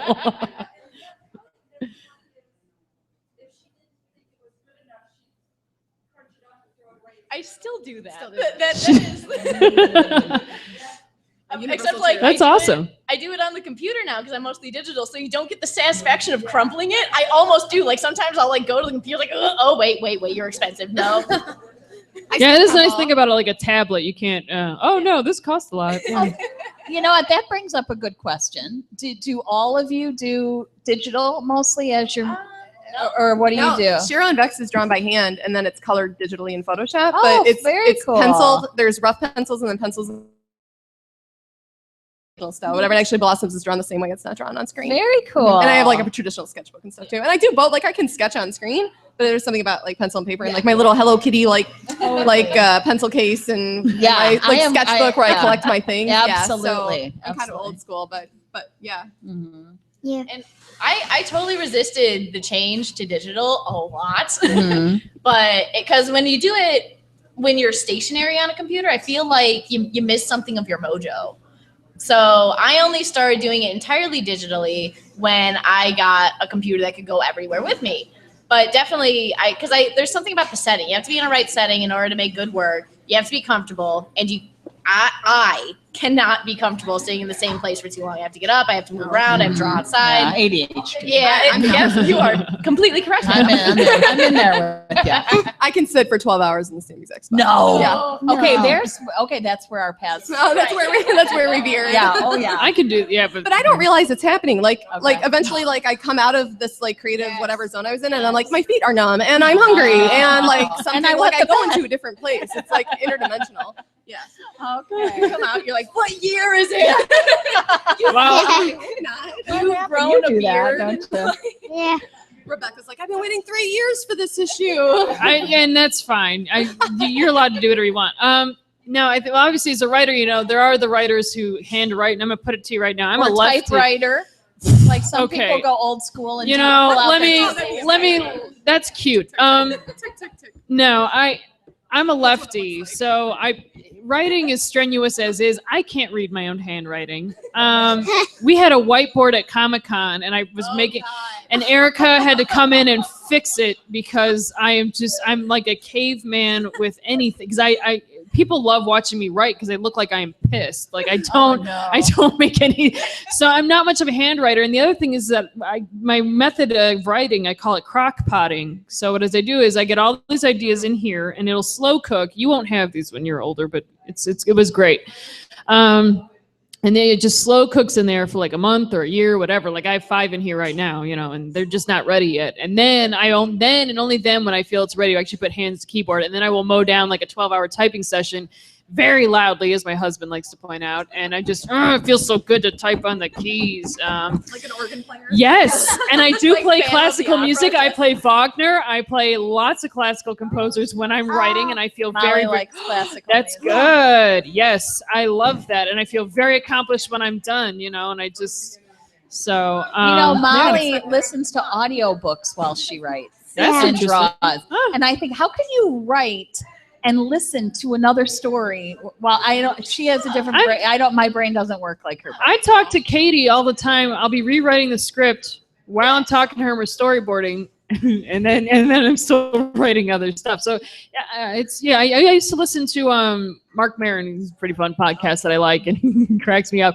And I can do that, laugh. That would and be Molly. Not yet. Very inappropriate. And I'll be laughing in tears a lot of time. Or the same thing with Kevin Smith, his podcast. And I love because when he has a guest on, not only will he be interviewing them, it's so like when he'll have Mark Hamill on, he'll talk over Mark Hamill so much that you don't want to get him to talk a lot. So I'll be listening to whatever, and I'll be in tears, but I don't take my hands off the keyboard. My cats are like, "What is wrong with you?" And my husband's like, "Whatever, she's weird.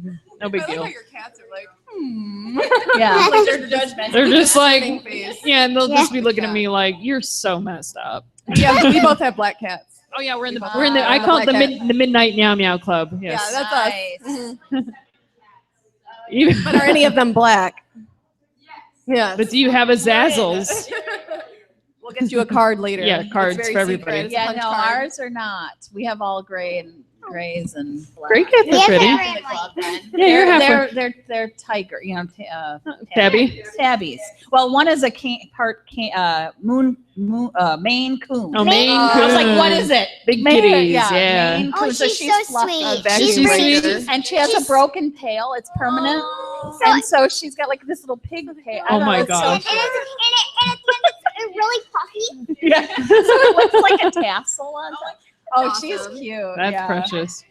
That's Bernice. Bernice. Bernice. Yeah. Fish has the tail that's about that long, and I am not lying. I would No, it's never really stop long. playing with that. That Yeah. cat would And hate he's- me. And he stands in front of us, and it's like the We Are Siamese cat. Sign. Oh. And I just, I'm like, look at his head. We are Siamese. I mean, he's very That would be a problem for me and But that then cat. he climbs the screens and the And he's curtains, so and bad. he's less cute. Well, he's expressing himself. Yeah, he he's sure he's is. an All over my he's an curtains. installation artist. Yeah. And Yeah. that's how he does it. Besides hairballs, which is another kind of graphic art Oh, installation. Oh my gosh. Okay, I made Rob watch My Strange Addiction the other night, and the woman licked her. She ate hairballs and licked her cats. She groomed her 4 cats. What? Why? The cats do it themselves. Okay, It's the whole thing. Bye. Because she's crazy. Bye, everybody. Bye, everybody. That's a great. She's out. She's done. She's like, Mom. And drop mic. Drop mic. I'm We out. haven't taught her that yet. Yeah, the woman licked her forecast. Okay, what do you? Does the audience, anyone have any other questions for cat or not anyone? cat related? Oh.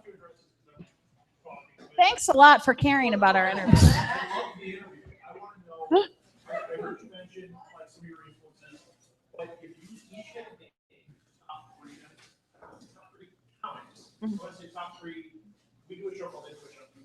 Yeah. Lately? Oh, overall.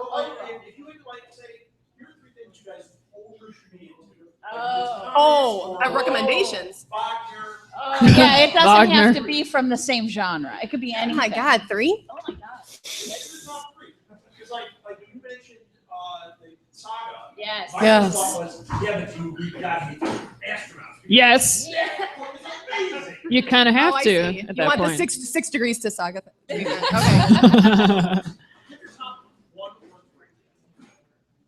Carl Sagan, big deal. Contact had a huge. I didn't realize until I'd watched it after we had kind of published this book how much that end scene that everyone hates, but that movie Contact had a huge influence on this whole comic. I'm watching it and I'm like, have you watched it recently, Katie? It'll freak you out how much and then you'll be like, oh my God, Becca. You'll see. So that was yeah. He's a great writer in general, and I've always just kind of that was another one of the things my dad kind of pushed me into. So he's Heinlein as well. I love him. He's pretty great. So yes. Okay. What about you? I'm trying to think. Go ahead. I'm wanna going to ramble come him back? off. We I can think come we're going to back. scatterbrain it. Okay.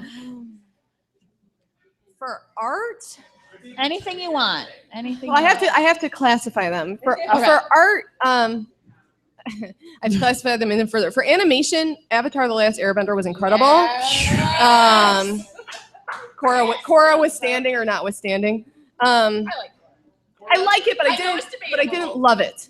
Like I loved Avatar. I loved the animation in Korra more Yes. than the story. Yeah. Okay. Where I loved Avatar happened. It was amazing. Yeah. Also, animation wise.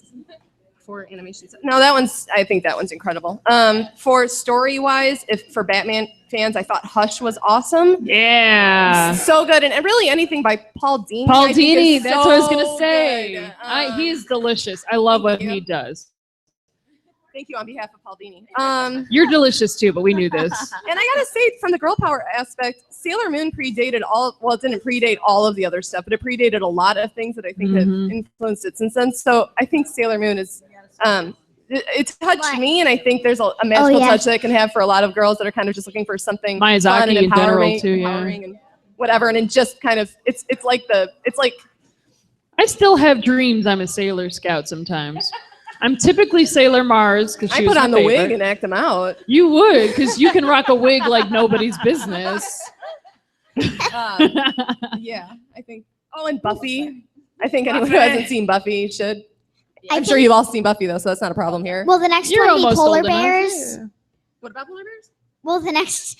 Will your next input be polar bears? No, that was my first input. I already did the one. No, you know what my next input will be? Book 4, spoiler alert. Oh, snap. Because there will be a book 4 sometime next year. Of what? Of the belt. Oh, yay. Blossom's book 4. Here, this is the title, and then you guys can figure it out, okay? Intergalactic. Book 4, 2015. Question. You had a 2016, it won't be out this question year. about whether they were fairies. I will say every time she says intergalactic, I will say planetary. Wait, let's hear Oh, Katie's sorry. first, and then and then you can ask her your question. Oh man, I was looking forward to the stall. Yeah, nice try. I think for comics, I need to recommend this comic Rat Queens that I don't think everybody knows about. It's for an older crowd, but it is super funny. It is very smart. It's very topical, and it's about four mercenaries. They're all chicks. They're all shaped differently. They all have actually different personalities, and not all of them are nice, which I know isn't always a plus, but I love No, it. It is a plus because Yeah. okay, wait, No, just yeah, to yeah. jump off of that. I I'm wanna not. say Yeah. there's Go ahead. and you probably think the same way too. And Yes. Serena Williams actually just commented about this, where Yep. she was in an interview and they were like, "Why don't you smile more?" And she's like, "I don't have to smile." I think there's this expectation that women are supposed to be nice and smile all the time, and I don't think it's necessarily fair. So I think it's good that there is work out there, and I think I the more that actually women are exposed. just did a blog post about this on Chiron Vex because so Chiron Vex is a big kid comic. It has mouthy language and and it's kind of juxtaposed with Erika's incredibly cute art. And people would ask me all the time, why do they say these, why do they say the bad words and why are you always swearing? And I get yelled at for swearing all the time. And obviously I'm not going to do it here in present company, Yeah. but I'm always very appropriate about where I do it. Like I'll be at a party and guys will be rambling off, God knows what. And but when I do it, there's always a reaction of, boy, you have a mouth on you. And I'm like, did you not just hear Rufus like 2 seconds ago? What did I do? Right. I don't even know a Rufus, but I've decided. Not a single Rufus. I like to think you do. It makes So- the party much more interesting if there's a Rufus. So I wrote a whole thing about, and it was called "Why Do Chiron's Vex Say Bad Words?" Because they can. Because guess what? It's how I was made, and I'm sorry, Mom. It just happens. I know I'm sorry, you love Mom, me. you were a truck driver and you taught me this. And so, but yeah, there's the same thing, same expectation, ladylike behavior, and I'm just always like, so I don't do well. Yes, or I'll go Very nuts. All right. What are your my others? other two. Oh no, yeah, our mission. but it was a good sidetrack. It's Yeah. because it's something that I don't think happens a whole lot. For music, I'm bizarre, but there is this Japanese band called Lady Baby. What? Becca already knows what it is. Yeah. But Lady Baby is fronted by two very tiny Japanese girls and one of the largest Australian men you've ever seen in your whole life. He's and, pretty fantastic. And they are all in the same schoolgirl outfit. And it is a screamo death metal band with J-pop over it. And now, it's very interesting. And the music videos are obviously striking because, by the way, he keeps up with their dance moves is the most important. When you look at him, you don't think that's gonna happen. Because he's a full beard too. Yeah, he's a big boy. You are He's a painting professional. quite the picture. He's a professional, right? Why aren't you guys Googling? Yeah, Google them. I did just get texted a picture There of are my cat. teenagers in the audience and they are not touching phones.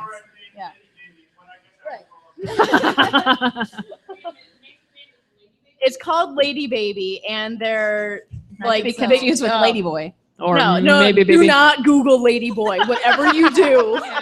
Why? Oh no. No. But if you Google Lady Beard, there's the name of this Australian wrestler. But the actual songs, when you look up the lyrics, are all about exactly what we were talking about how girls do have all these quote unquote negative emotions that guys are allowed to have, but chicks aren't.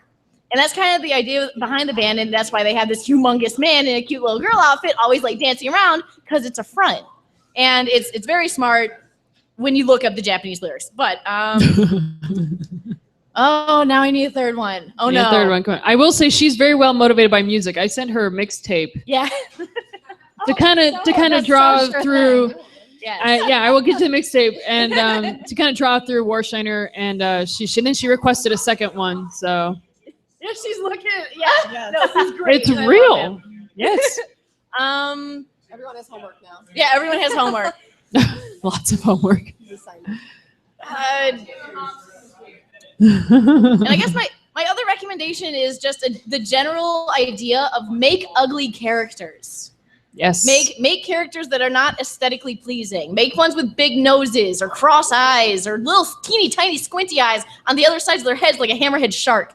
Make them all and make them really weird looking and write them to be good guys. Because I never... Because that's what we did in Warshiner, and it's great. I like that a lot. Well, right. A lot of the concept behind X-Men. But I mean that was like... like 6 years ago, so Yeah. everybody. Right, pick up the pace.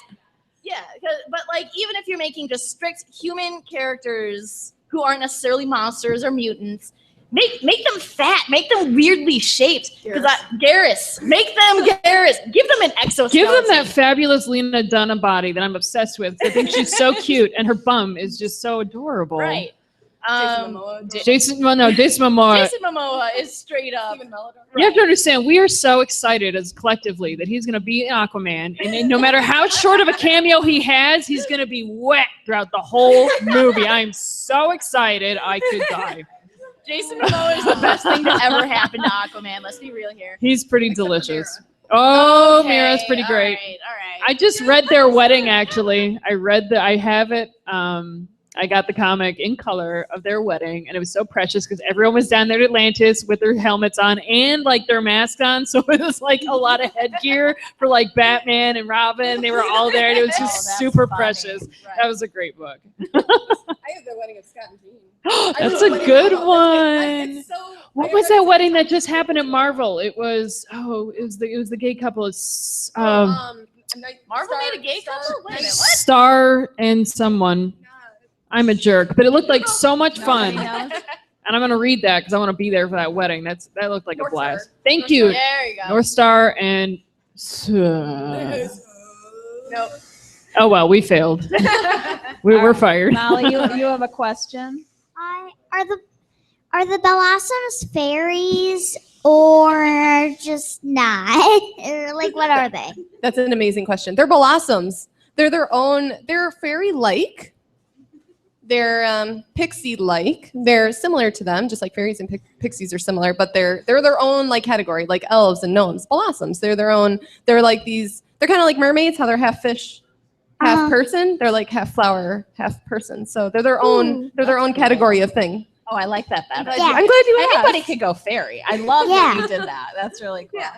Okay, does anybody else have questions? Oh, go ahead, Nathan. This might have been talked about, so I was talking a little bit during the but I'm just kind of curious. Dang it, you guys! You have one job to be an audience. So, just in general, I don't really think this is sort of the writer's block technically, but how do you guys deal with like that creative block? Or do you even get that? Oh, everyone gets it. Apparently Katie gets it. I Get to work. What to do? So, if you guys have any tips. I do, I love that because I get question. this all the time. Thank you so much. So hold on, so I can face you. Hello, friend. You know the microphone does come out. I know. I was gonna kind of do that. I know. See, it's much more. Oh my goodness. Yeah. I feel so like pro now. So a big thing, because especially when you have that writer's block, you get like so like wrapped up in the writer's block that there's just nowhere you can go and you're just chasing your own tail, but you never catch it. I create chaos and then try to find the order from it. So I do write on occasion, but for the most part, it's because I get drawing block. So what I'll do is I'll scribble. And I'll make all kinds of weird shapes for however long until I have like a good block. And then I try and pick out the shapes that I see within the scribbles. And then I try to, hello. I love it so much. And then I try to make a character out of the shapes that I find. So that's a great way to come up with monsters too, is you just throw shapes together and then try to piece them together into an anatomy. Sometimes I study, oddly enough, but especially if, so adapting that to say writing, sometimes you can go on Google and hit the I'm feeling lucky button, or you go onto Wikipedia and you bring up a random page and you read about it and see what jumps out at you, see what narrative you can create from that. Find the order in the chaos when your brain won't give you a story. That is lovely. All right, anybody else? Erica? That's when I have block, I kind of just do something totally else. So that's where I like start watching like sing to her cat, like arrows, yeah, or just hey, she's so good my at cat, it. or like that's where I'll like rewatch Arrow season 1, or like I'll do something, or I'll like start to play video games or something that will because when I'm in like a work zone, that's like all I'm doing is working. But then when like there's a block there, then I'm like, okay, opportunity time to like kind of reinvigorate myself and get myself excited again about the stuff that I like. And then once I like that stuff again, then I'm like re-inspired to go do my own stuff. So it's like this like cyclical, like love stuff, make stuff, love stuff, make stuff, love stuff, make stuff. I don't know. I'm very sadistic to myself because I'm a writer and that's how we operate. You are not allowed to have writer's block. Well, you do get deadlines. And so what I'll do when I really just can't, but, getting up from the keyboard isn't an option. What I'll do is I'll just start typing, this is the story of Rebecca Rothschild. She just decided not to have a career anymore because she just decided to putz out. And I'll be typing it out and I'll be going, now when she's rummaging through the garbage to eat because she's so poor, and and I'll go into it, and then what happens, and then the random. This happened on Warshiner so many times, but what'll happen is, something will come out of it, because I'll end up in my own worst sci-fi story ever, and then I'll end up pulling something from there and be like, I'm officially inspired again, if not completely scared out of my mind that I'm gonna die hungry and alone.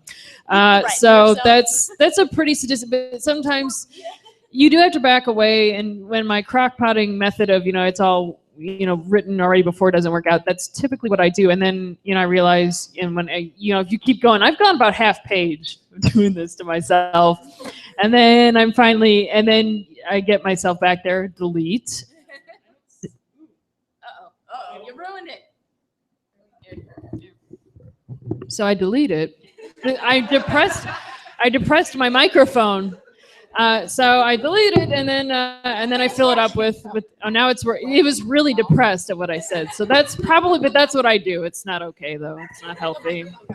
I don't know what I'm so sorry, microphone. I'm so sorry. It's okay. You're not a writer, so you don't have anything to worry about. Okay, it's not cooperating. It's just not cooperating.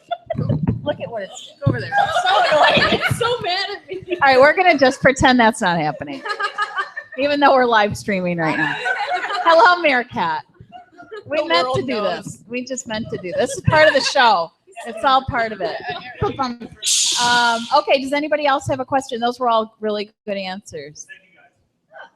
Anybody else? Questions? I think we answered so much and more. Do we want to keep talking or do we want to play a game? Are there games? Do you want to play Super Fight? Do I get to fight someone? Oh, Super Fight. Don't put me against her. She'll win every time. Okay, Super Fight is a card game. Oh, it's amazing. And you have 3 people, so the 3 of you would be up here, and you each pick a character and then 2 attributes, and you have to fight each other based on what you get. So one time Molly played, she wins a lot, so we're not gonna let her play with you. But she got Senior Citizen Bowling League, who could shoot fireballs and but you have to carry heavy grocery bags. You should play this game to get over writer's block. Don't do what I do. So do you guys want to try it? Yeah, let's do it. All right, I'll be right back. This is dangerous. While she's gone, do we get to keep the microphones? That's your choice, but I have to warn Cheryl you. and Bex.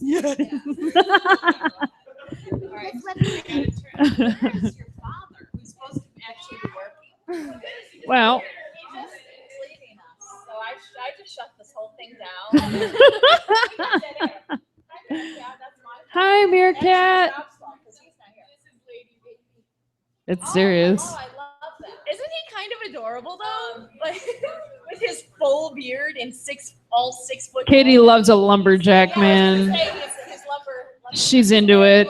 Like the brawny man. Yes, he's a brawny man. Hey, Wolverine gets me into it. I'm into it. I like a lumberjack guy. Yeah, I want to see. All right, so you guys can let me out. Yeah. Oh, goodness. But just to be clear, we do not actually fight. It's okay. Good thing I left my boxing gloves at home. You have to fight with your words. You do.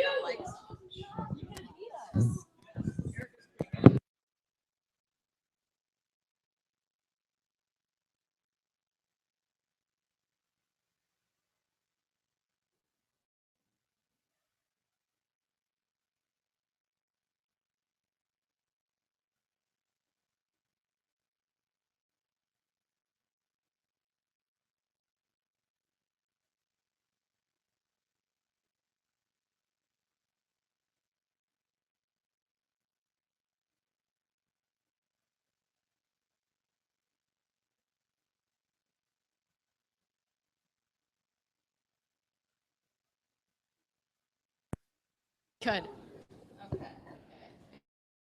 And there we are. It's like the redheaded stepchild. The redheaded stepchild. Oh. Okay. So Katie takes winner. That's what's going on? Okay. Oh. So once he gets the cards out. you work out way more than me. You would wreck me. Attributes. You'll go down the line and say what you got first. Everyone in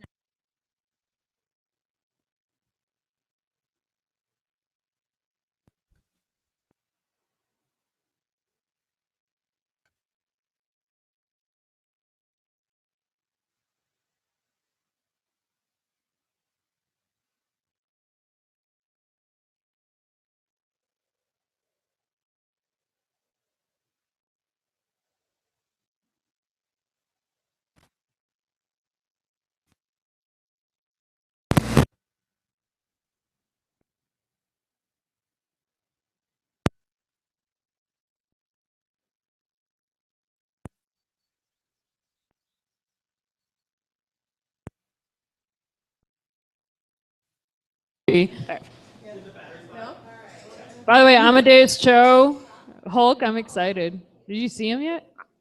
Amadeus Cho, the new Hulk. Ooh. He's so cute, and he has like a little faux hawk when he's a full Hulk. No. It's in the comics. It's a new Hulk, yeah. He's really precious. Okay. I have to wait a year for the graphic novel. Okay, so here's what we're going to do. We're going to play Super Fight with you guys. Well, we're not going to play. You're going to play. Oh, goodness. And then you'll be round one, winner of round one. There'll be a round two, and then you have to play. The winner of this round has to play that round. Don't worry about it. It's all confusing. And just supervise us. We're okay. yes, we're going to do that. So since this is a new show, it's another podcast then. So we're going to kind of start all over. Okay. That way you guys can give social never media. here. Yes. So welcome to Live at the Blue Box. We are now going to play Super Fight. Yes. And we have three very special guests. And I was not emphasizing special. So you got to introduce yourselves. And when you introduce yourselves, I want you to tell what you do. And we also want to give social media stuff. So give any social media or any contact information. Let's get that out there. And also, those of you that are interested, there It are is right here for comics $5. that It can can be be yours. bought. I even have Square, but I have to key in your credit card. And I bet people would sign these. We totally I would. bet. We will totally sign that. We're good at that. So, We like that. We love to stroke our own let's start on this end. Introduce Yes. yourself, give some social media. Let's go. All right, I'm Rebecca Rothschild. I write comics like the one right in front of me. And you can find me on Twitter at rbonxr. You can also find me on warshiner.com or shiroandvex.com. Excellent. Next up. Is that one not working? Mike stealing. My name is Erika Swanson, and I am the artist for Rebecca's comic Shiro and Vex, and I also write Blossoms, a storybook series about little flowers that bloom in new places. You can find me on simplyerika.com, ERIKA, blossoms.com, shiroandvex.com. Anything else? Very Bright Erika on Twitter. Facebook and I'm on Facebook. everywhere Blossoms. Yep. I'm easy. Erika Swanson. It comes up. It comes up in Google. It's easy. Erika with a K, though. We Erika gotta with say a that. K. ERIKA. I don't know who ERICA is, so beware. But ERIKA, legit. That's the sketchy Erica, as far as we know. Sketch Erika. That's not nice. We don't Mega know. She's Erica. probably lovely. Oh, yeah. I don't know about that. All right, go ahead. Okay. I'm Kate Rodrigues. I illustrate and I draw things. You can find me on Tumblr at the TaiwaneseDartJob.tumblr.com. That's an awesome Tumblr. I'm also lurks on YouTube. I do Let's Plays of horror games. What? Yes. Oh, we might have to talk after this. Oh, no. Whoa. All I right. just did Until Dawn. It should be up very soon. I know. Hey, audience, settle down. All right. So do you guys understand how to play? No. Here's what you're going to do. You're going to grab, these are character cards, right? The Okay. white ones? The white Yes. ones are character You're going cards. to grab. These are power cards, right? Yeah, and we're not Okay. going to mess around with grab three and choose one. It's whatever you get, you get. Okay. All right? Oh. So each of you grab a character card and grab 2 attribute cards. I see how this goes. God, you guys.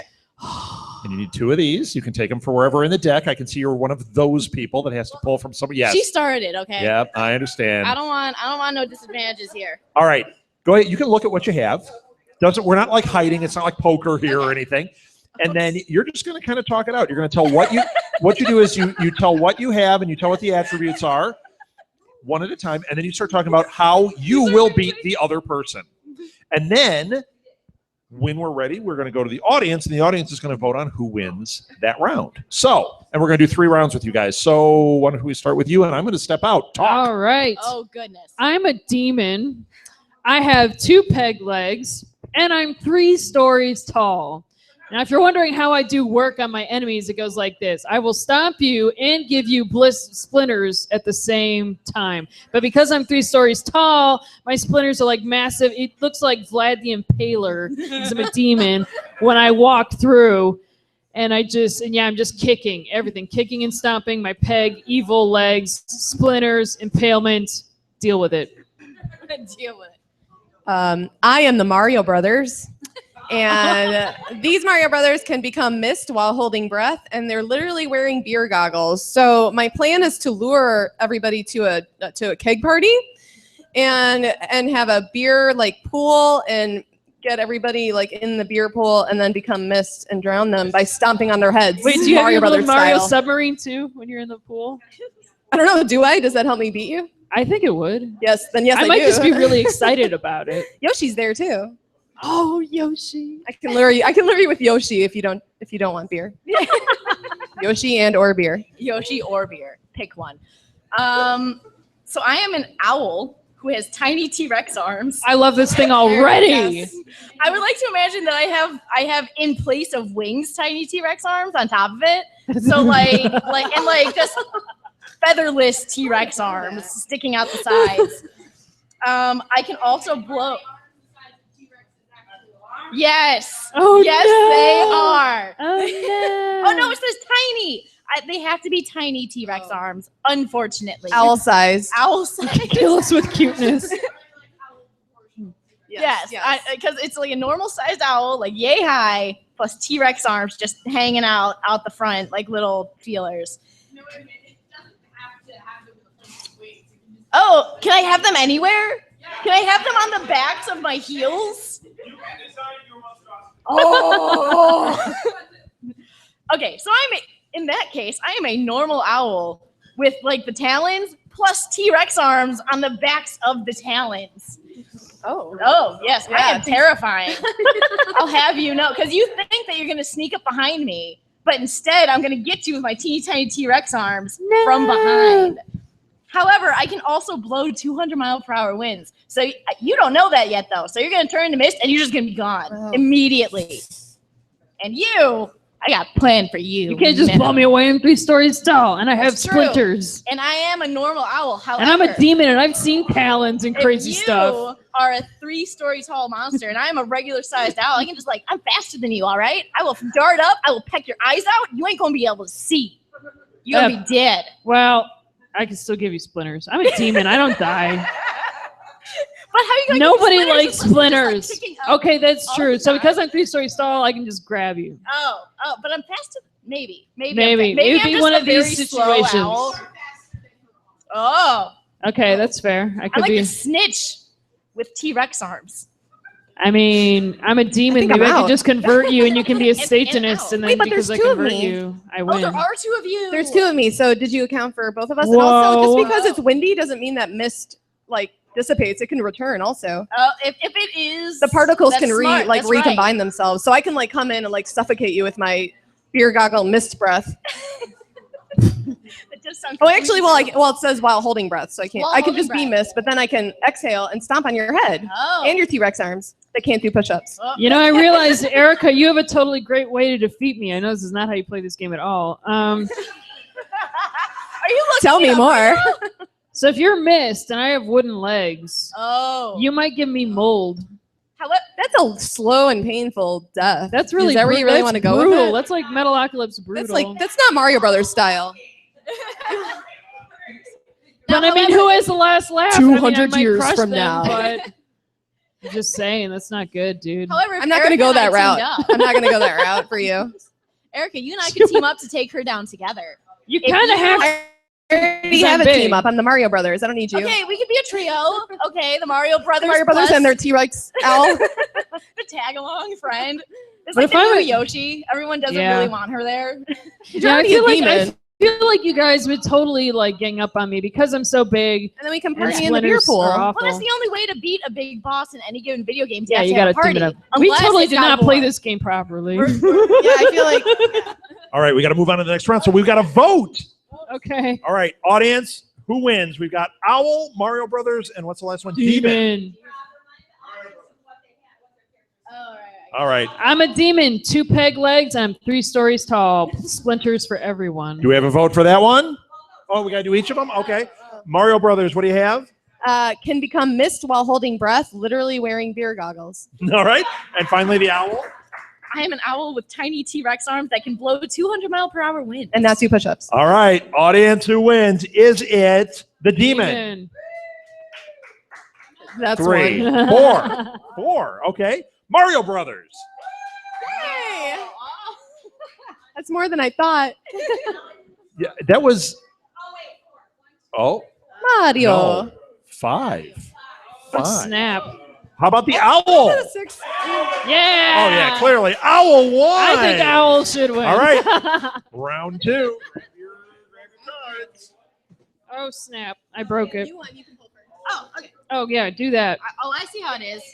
I just grab stuff. I'm not courteous ever. I'm sorry, Mom. Sorry, this one's flipped up. These are flipped up. Whoops. Oh my gosh, here we go. Erica broke everything. Here we go. She There's just a pile broke again. the whole thing. It was broken before. Okay.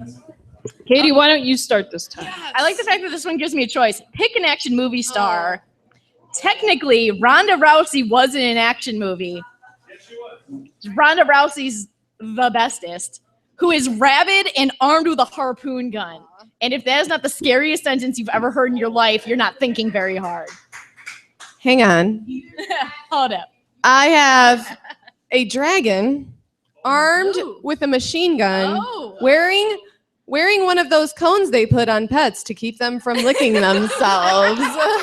The cone of shame. I'm just going to drop the gauntlet right here that I win this round. I'm going to tell you all why. I'm going to start with my powers and end with who I am. I have 2 extra legs. I can duplicate 1 opponent attribute, and I'm the doctor. It's over. And that was round 2. Yeah, I think we should just move on. We're pretty Or dragon, you choose. Yeah, I don't think we're arguing this one No, out. I think we should move on to round 3. Who wins? Do we have, is it Ronda Rousey? Is that how you say her name? Yeah, Ronda Rousey. Yikes. Over the doctor? so nice. You voted for Ronda Rousey? Holy cow! How about a dragon? Nepotism. And finally, the doctor. Booyah. Clearly. And Can somebody- I just say while I have a microphone that you guys matched the TARDIS blue paint so perfectly. I can only imagine this must have taken time. Like you can't just slap up blue. It had to be the blue, and it's pretty good. You just go into Home Yeah, Depot I mean, with this, the I mean, TARDIS. how many paint like swatches did you go through to get the blue? Like I can only imagine. I mean, it shows. Bravo. That was all right. Round 3. Let's do it. Erica, go. Am I still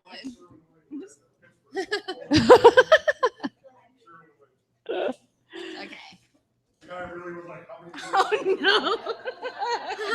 Oh man. Oh, I don't like any of this. Erica, you go first. Okay. I'm a narcoleptic vegan who just had 5 energy drinks. Oh shit, you might. Oh, excuse my French. You might win. Right? Oui. Katie, go ahead. I'm opening comics. Important work. I am Homer. I will let you decide if that is Simpson or the Odyssey writer. Simpson. Walking 12 wiener dogs, who is also Amish. Simpson. This is gonna be like the saddest fight you've ever seen in your life.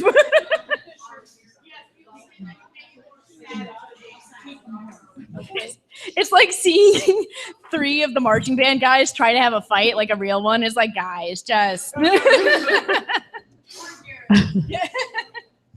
Oh my, this is fantastic. I'm an evil doll. Oh. I control magnetism. Oh. And I'm in a berserker rage. So I'm like an evil doll combined with Magneto and Wolverine powers. Or I think that's pretty X-23. great. And So Polaris. first of all, you two, a vegan, they love dolls, and Homer. Hang on. I mean, you know, yeah, it has to be- I'm making blanket statements, and then I know how. Yeah, she's so, you know, she's like, oh, dolls are cool, and Homer's like, I like toys, and then I would just, you know, I would just wreck your life. No, well, I guess so. You know what? That sucks because then, like, well, vegans are very fit, and they would like totally like football punt me across the room, which is what I always say I would do to Chucky if I just like, dude, I'm gonna punt you over a fence, and we're not fighting anymore.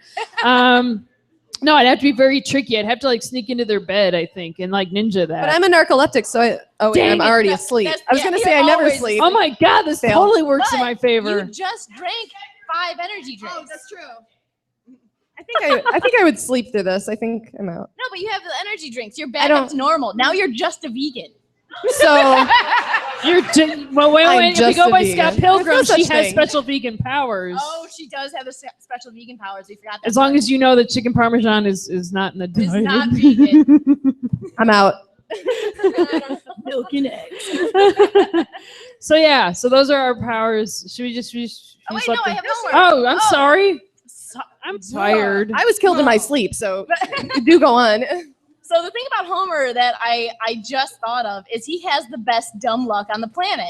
Oh my God. Why do I there it keep is. making Okay. my microphones emo? I'm sorry.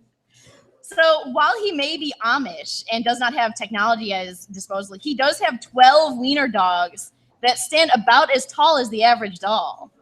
And there's 12 of them.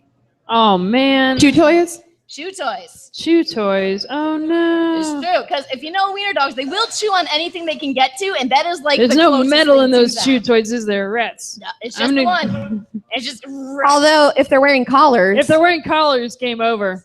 Magneto, game over. controlling magnetism. Oh, the magnetism. Booyah. Mm. Boom. And I'm walking them, so they would have to be wearing collars. However, I am Homer. Oh, yeah, I could loose the wiener dogs upon you. Or they could be cloth collars. But I'm still in a rage, and I might just eat them because I'm an evil Oh, that's doll. true. However, Homer might eat them too. Homer would eat them too. All right, I think we should do a vote. Let's vote. We are voting. Okay. So we have, Evil doll controls magnetism in a berserker rage. okay, then we have, Narcoleptic vegan who just had 5 energy drinks. and finally, Homer Simpson walking 12 wiener dogs, who is also Amish. all right, audience, let's start on this end. Homer? Really? My dad too. 1, 2, 3, 4. 4 homers? I might vote for Homer too. Was that 4 homers? 5 homers. Okay. How about the vegan? Yeah. 2 vegans. And Solidarity the in evil plants. doll. 2, 3, 4. What? Homer won. Dumb luck. All right. Who won the first round? This one. So you've won 2 You rounds. won. She wins. You guys are the big losers. Yay! So now that means you have to sit tight because we're going to have another round and then you have to fight somebody for the crown. Get it, Oh, get it? snap. So you Okay. guys, We're out of Out. here. I'll keep selling comics though. yes, you can find comics back there, Warshiner. All right, who are our next 3? We've got Tatiana. Oh, Tatiana, Molly, and Nathan. All right, those are our next 3. Come on up.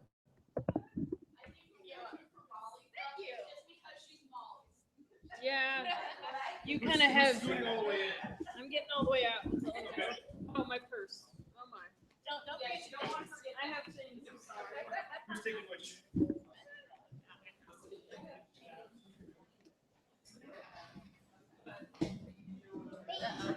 Yeah, don't want. Oh, maybe that's why. This round too, facing us? No. Oh, You come back for the okay. next round. Okay, I see what you mean. Okay, I sit up here. Hello? Hello? All right. Hello? Yes. All right, so in round 2, And we have to introduce ourselves. Let's start on that end. I'm gonna do what I did earlier. Yeah, I'm take it off the stand. gonna do the smart thing while I'm kind of lounging back here. Hi, my name is Nathan Chesterfield. I work at the Blue Box Cafe. I'm a Doctor Who cosplayer and just an all-around general nerd. So I apologize in advance. And next up, Thanks, we Chris. have a new contestant you've never played before. I'm Tatiana. Well, you're an aspiring artist. Let's go with that. Okay. Does that work? Yeah. Yes. And finally, we have. I'm Molly Southgate, and I'm on a ton of podcasts. Yes. All right. So grab your cards, player, whatever it is, character card, and then what are these? Okay. These are the character cards. These are the attributes. Grab 2 attributes, 1 character each. Grab 2. One of them is face up. Look at him, Tatiana. Cheating. I mean, I guess I don't like this at all already. All right. So now what you do is flip them over. Molly, say what you have. Tatiana, say what you have. Nathan, say what you have, and then fight it out. Go. I am Willy Wonka. I'm a tween, and I summon cats to do my bidding. Okay. Just pick a TV character. That's an easy win. Yeah, I don't watch a lot of TV, so I don't know anybody. What literally just instant won last round? Pinkie Pie. I Okay. completely agree with her. Sam Winchester can hold his breath forever, and he's armed with a tranquilizer gun. So just like Supernatural. Yeah. Let's be honest. All right, so I am a hobo, so no different from real life. Thanks. That's what I just said. But yes, I am a hobo. I don't just look like one. I am 1,000 years old, so I'm basically the Doctor. And I can clone myself, but each clone that I make is half as smart as the previous clone. So I think I'm okay, but I'm not sure. All right, so I'm going to go ahead and start then, since I have an idea, because I technically don't need clones to be smart to fight. So I could just clone myself like 10 times and have a bunch of really dumb guys who just know how to fight things. And then that's better than, well, 1 and 1 each. Although I have to face cats and tranq guns. So if Sam's really fast with a tranquilizer gun, which in Supernatural he is not, I'd be okay, I think. But the cats might pose a problem because,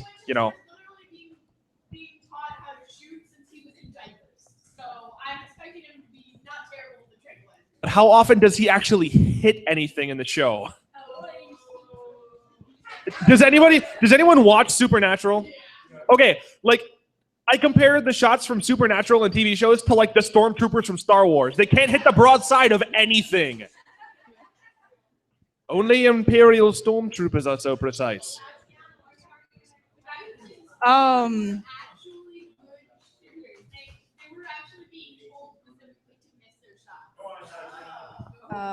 Do your worst. Do my worst. Well, please don't. That way I win. I don't know. I would trank all the cats first. Why the cats? What did the cats do to you? I don't know. Cats seem more agile than hobos, so it'd be more easy to. I can respect that. That was a fair jab. That was a fair shot. Plus, I'm 1,000 years old. Like, if I'm the Doctor at 1,000 years old, I'm pretty young and agile. But if I'm just like 1,000 years old, I mean, I'm basically just like a skeleton, kind of. Yeah. I think. I don't know. Which would that be? Would anyone like to shoot me in the foot more? Okay. Then I'm gonna say it's more like the Doctor 1,000 years old. So where he's like, he just ages slower. Like he gets older at a slower rate. You know what I mean? Yeah, where he lives for like an extra 1,000, 1,500 years or so, and he just ages way, way slower than humans do. So I'm going with that. Well, I am going to summon these cats. I'm going to give the hobo cat scratch fever. Yes. And then Okay. I'm going to give Sam Winchester cat scratch fever. But he's gonna try to trank the cats, though. I'm good. And once you guys have cat scratch fever and you're sick, I will invent a pill that will make you better. And Why? that will Like make you candy? better, and then you'll be excited. But it actually will make you worse. And you don't know. You think it will make you better, but it makes you worse. Mhm. Then I'm going to invent a pill, another. Then I'm going to give you, wait, no. I think this is a little bit of a stretch. Then I'm going to give you a candy bar and say, this will actually work, and it will kill you. Oh, I just actually thought of a really good argument here. So we all know who is obsessed with Supernatural. And I was going to say, Willy Wonka is a tween in this scenario. So technically, wouldn't he just be fanboying over Sam the entire time? And Sam would just be trying to trank all the cats, so then I just kind of win by attrition? Yeah. I don't know. I figured that was a good argument. All right. Let's vote on this one. So we have Willy Wonka with, go ahead and say it, Molly. Willy Wonka with, I'm a tween, and I summon cats to do my bidding. yes, This and then is we true. have, Sam Winchester. Yes, but the cat part's hey, true. settle down. Sorry. We have Sam Winchester. That can hold his breath forever, and he's armed with a tranquilizer gun. And finally, I am a hobo who can clone myself, but become stupider each time I make a clone and is 1,000 years old. all right, here we go. Hobo. 1, 2, 3. Stupid hobo. Yes. 1, 2, 3, 4. Okay. Sam Winchester. How did I know? 1, 2, 3, 4, 5. Uh-oh. 6. Look at it. All right. How about Willy Wonka?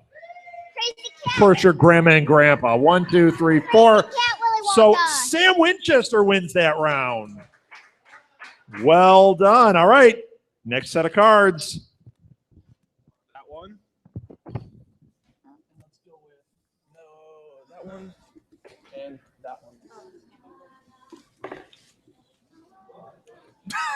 Hey, why is this blank? Oh, no, it's not. Oh, okay. I don't have one. That won't work for you.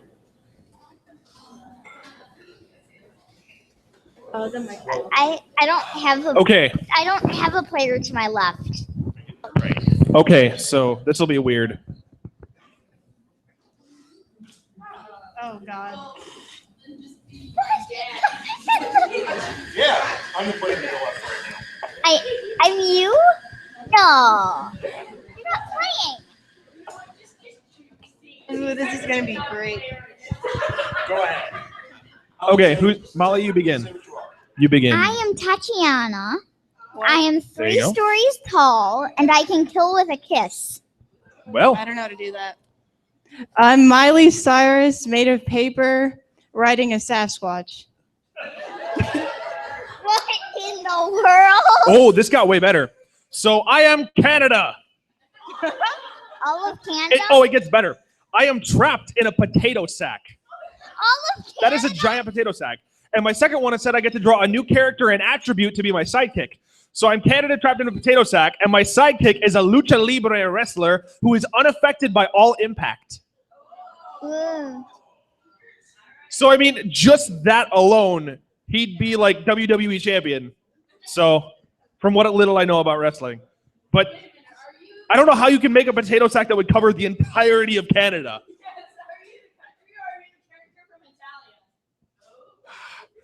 See, I think Canada, I have a friend who we nicknamed Canada, and I think that I'm him, and he's really lame, so I don't want to be him.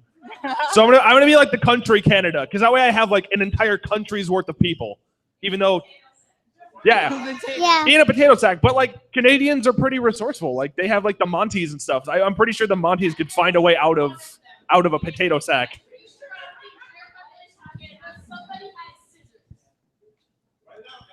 So yeah, I mean, already off the bat, I am Canada. So I have an entire country's worth of people. I mean, Miley Cyrus is just unfortunate. I don't really need an argument for that, I don't think. Yeah.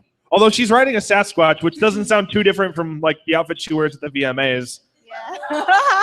So yeah, that's just, I don't even think I need an argument for that one, unfortunately.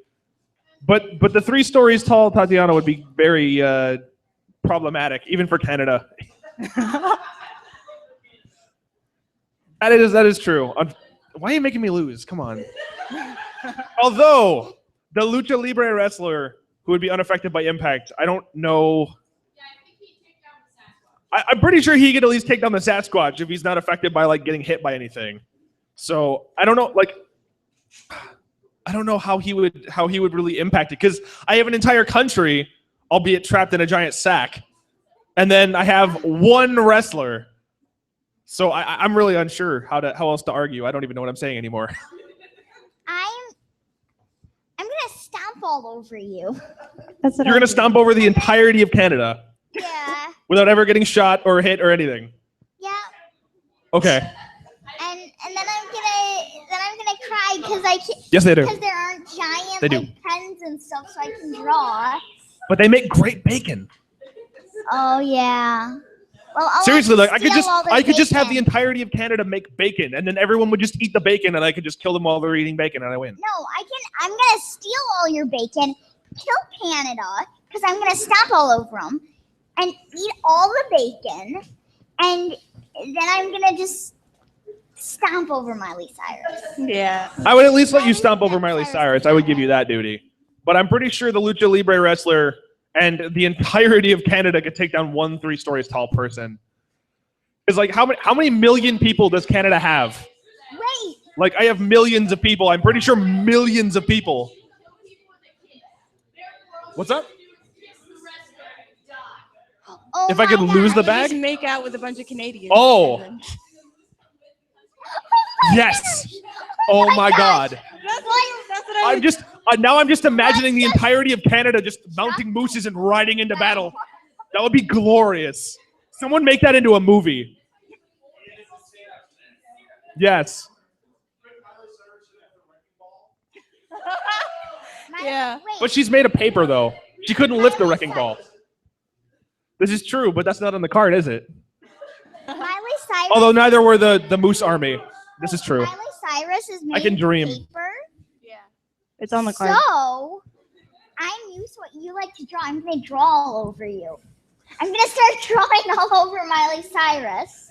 I would give myself paper cuts all over my lips so I wouldn't be able to kiss anyone. And then, Oh man. yeah.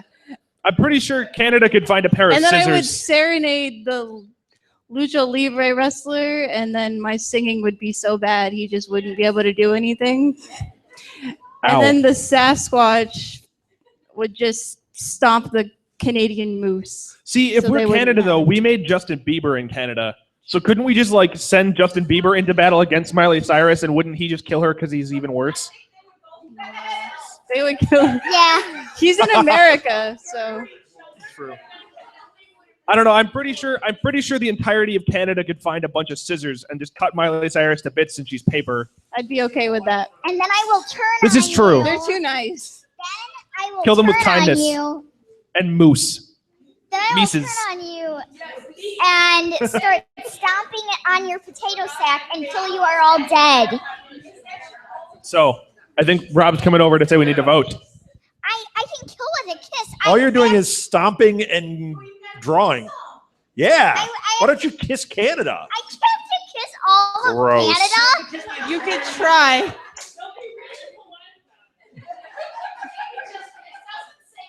That's a lot of kissing Gordons.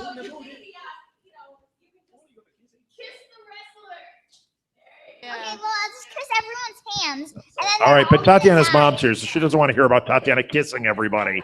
All right, so let's vote on this one. Who did you have? You had Molly.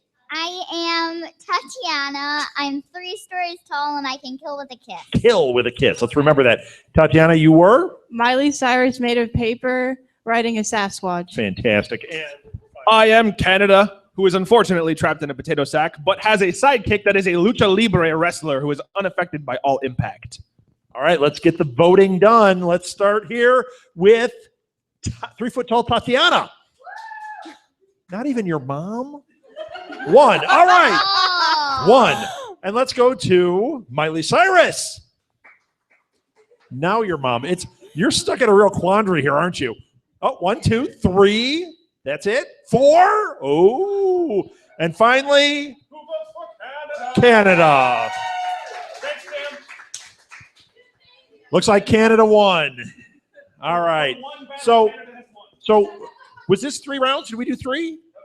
That was 2. Oh my gosh, it's going on forever. Last one. These 2. Yeah. And this one's feeling good to me. Oh. Wait, what the heck? What I have to the- pick 2 more character cards for these. Oh my gosh. So you've won 1 and you've won 1. All right. Did you grab yours? I gotta get scissors. All right. We've got our cards. Molly, what do you have? I am Hulk. I'm the Hulk. I can read minds, and I can summon an army of internet trolls. Wow. Ow. All right. This is so fake. First. Under 301 club. I'm Helen Keller. I have feet instead of hands, and I'm 100 stories tall. I like this one. This is really bad, and it's going to be very hard to argue, but I like it. I'm Michael Jackson. No. And the bottom half of me is the Queen. So that's very interesting. But Like the band? the Queen of England. The Queen. And then I also am inside a gigantic robotic whale. I don't know. At least I wasn't inside a gigantic robotic potato sack. That'd be cool. That's better. It's already better than Canada, and Canada won the last one, so I'm feeling okay. I'm assuming my legs would be the Queen of England, but since he's Michael Jackson, I mean,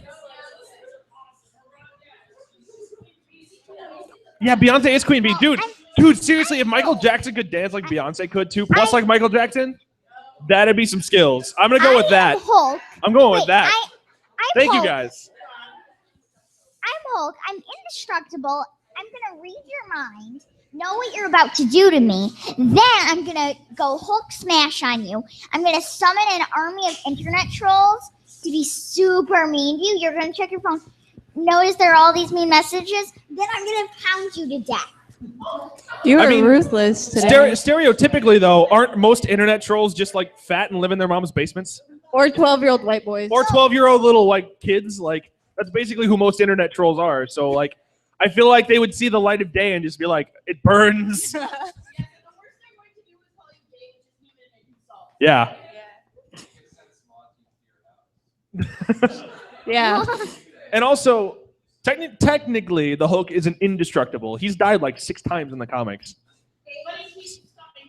Yep. That's Well, why I yeah, said they do 6 reboots times. and all that stuff, but technically, he can die though.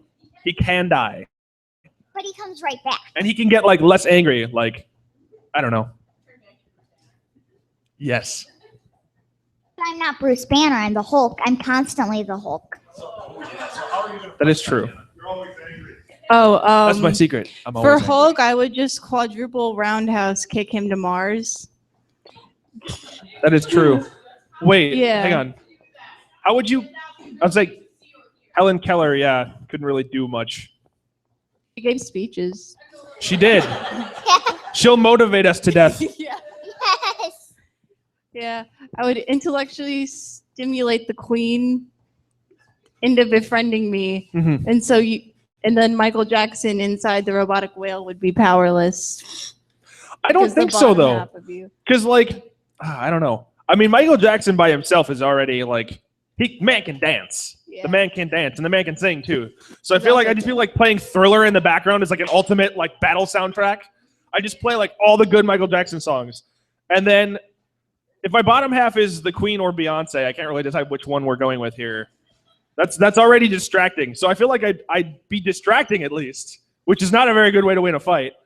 But I'm inside a gigantic robotic whale. Now, if Tony Stark designed this whale, if Stark designed this whale, and it would be like a giant robotic Iron Man whale.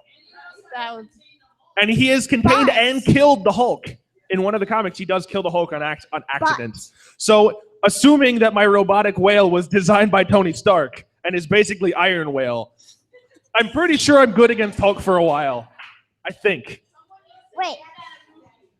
Please, God, someone design an Iron Man whale. I would buy that. But Michael Jackson is dead. You're dead. But we have to assume that he's alive. So is Helen Keller. Yeah. And Hulk never even existed. Hulk's a comic book character. Hulk doesn't exist. I'm gonna leap out of the comic and destroy you all because even though in your Then I'm going to leap down from heaven and just be Angel dead. Michael Jackson. I'm gonna destroy your graves.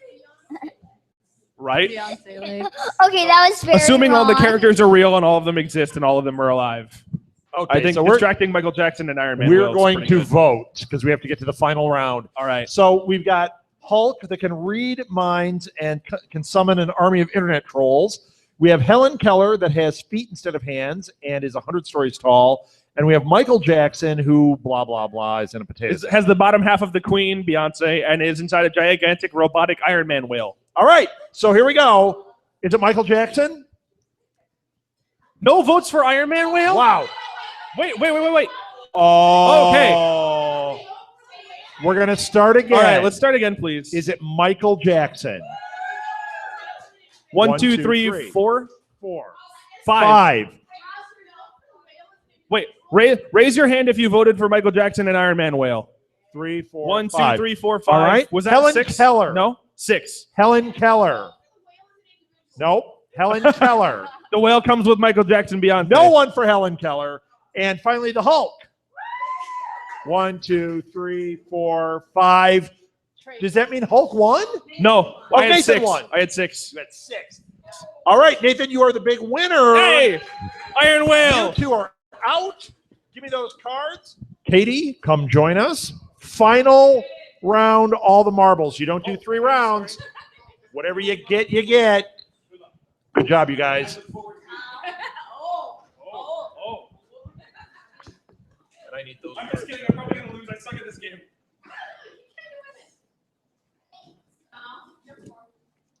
It's all those. All right. Yes, these go over here. There's your microphone. And grab your character card, grab your attributes. Oh, no. I'm going to just do it Whatever off the you top. get, you get. Okay, I lose. Oh no. I already lose so hard. I don't know. Oh, All right, I'm let's hear what you guys got. I'm so dead. I'm so dead. No. I am. What is this fight? What do you have, Katie? I Oh, no. am a mad scientist who really has to pee, but is armed with a live T-Rex head on a stick. I don't even know how to. I can't. I am the Stay Puft Marshmallow Man. I can throw sticky bombs, but I can't stop clapping. I have disco fever and I can't stop. Now, however, can you clap with one hand? I can't do it. Oh, no, I had a friend with very long fingers that could do it. I just can't hurts my anymore, wrist. I can't though. do that. So, I don't. Can we even like have a fight? I mean, is this possible? I mean, like we could, because you can't stop clapping, but I can't stop dancing. Here's the thing, though. 'Cause I How have to how pee. quickly do I have to clap? Because if I clap really slowly, I can like grab a sticky bomb, throw it, clap. You could do like a slow clap. Right? Do a slow clap and start getting faster as I go. And just throw bombs in between every clap. But then again, there's sticky bombs. So if I'm a Marshmallow Man, wouldn't they just stick to me? Oh yeah. I mean, you're unless they just only exploding? stick to what I throw them to. Now, what kind of sticky bombs are we talking here? Are they sticky because you're made of marshmallows? Or are they sticky like in Halo, like plasma bombs? I'm assuming plasma bombs from Halo. Actually, that would probably work. I'm helping out here. I'd say that would probably be the appropriate type. Either that or like in Destiny, like they have like the fusion grenade that like sticks to you when you hit them. Oh, it's bad Like that news. stuff like that, like Halo-ish grenades that like when you throw it, it But if sticks they're to the Halo- something. If they're the Halo Because grenades, otherwise, they I would just only blow land on the myself up crotch. and then explode like in Ghostbusters, and I lose. Now, which mad scientist are you? Are you like Doc Brown from Back to the Future? You know, yes. Oh, no. I am Rick from Rick and Morty. God. Because then I have the malicious intent too. I don't know, Rick. I just don't think. I can't. What No, is he's going down. Also, Rick. We got this. what does the T-Rex head on a stick even do? It eats. It's But live. But do you know how big a T-Rex head would be? Yeah, but I'm Rick. How could you possibly carry that? Because I'm Rick. You're from a cartoon, yeah. Because I would clearly have bionic arms. Because there's nowhere Rick does not go without his gadgets. That's true. But So he you would- really have to pee though. So you're gonna be super distracted, walking around. No, but that's the whole why, time. That's why I have the T-Rex head, so nobody distracts me on my way to the bathroom. Damn it. You do not mess with someone with a T-Rex Pardon my head. French, but come on. How do I win? I don't know how to win this. Ah, I mean, other than the fact that Ghostbusters was just a great movie, and I have probably the best part of it. okay, yeah, I mean, I have to be. be really accurate with these sticky bombs, and I have to throw them in a very short time span when I'm not clapping. Now, however, you could be the Marshmallow Man from Ghostbusters, where you're 50 feet tall. That's what I'm assuming. Yeah. Yeah, obviously. So I'm at least, but then you have size on But your wait, hand. I'm gonna win this for you. You could just use that stupid T-Rex arm head to bite my legs off. That would actually be big enough to bite the entirety of the leg off. True. And you would be delicious. I would. I would be friggin' delicious. Who doesn't like marshmallows? Oh. The audience is winning this one for me. Thank you. Oh man, I don't know. This is a really weird fight. Shall we vote on it? Sure. Okay. I Audience, lose. we're going to vote on it. We've got a mad scientist who really, really has to pee and is armed with a live T-Rex head on a stick versus I lose. A Marshmallow Man who can, I can't read this far. Who can throw sticky bombs but can't stop clapping. All right. Is it, and you said it's specifically the Stay Puft Marshmallow Man. I'm assuming. I don't know of any other Marshmallow Man. Marshmallow Man? Okay. So is that 1, 3? 2, 3. Is it the Mad Scientist? Yeah, I lost. Oh, Katie, you win. Super fight. Well done. Nathan, you lose.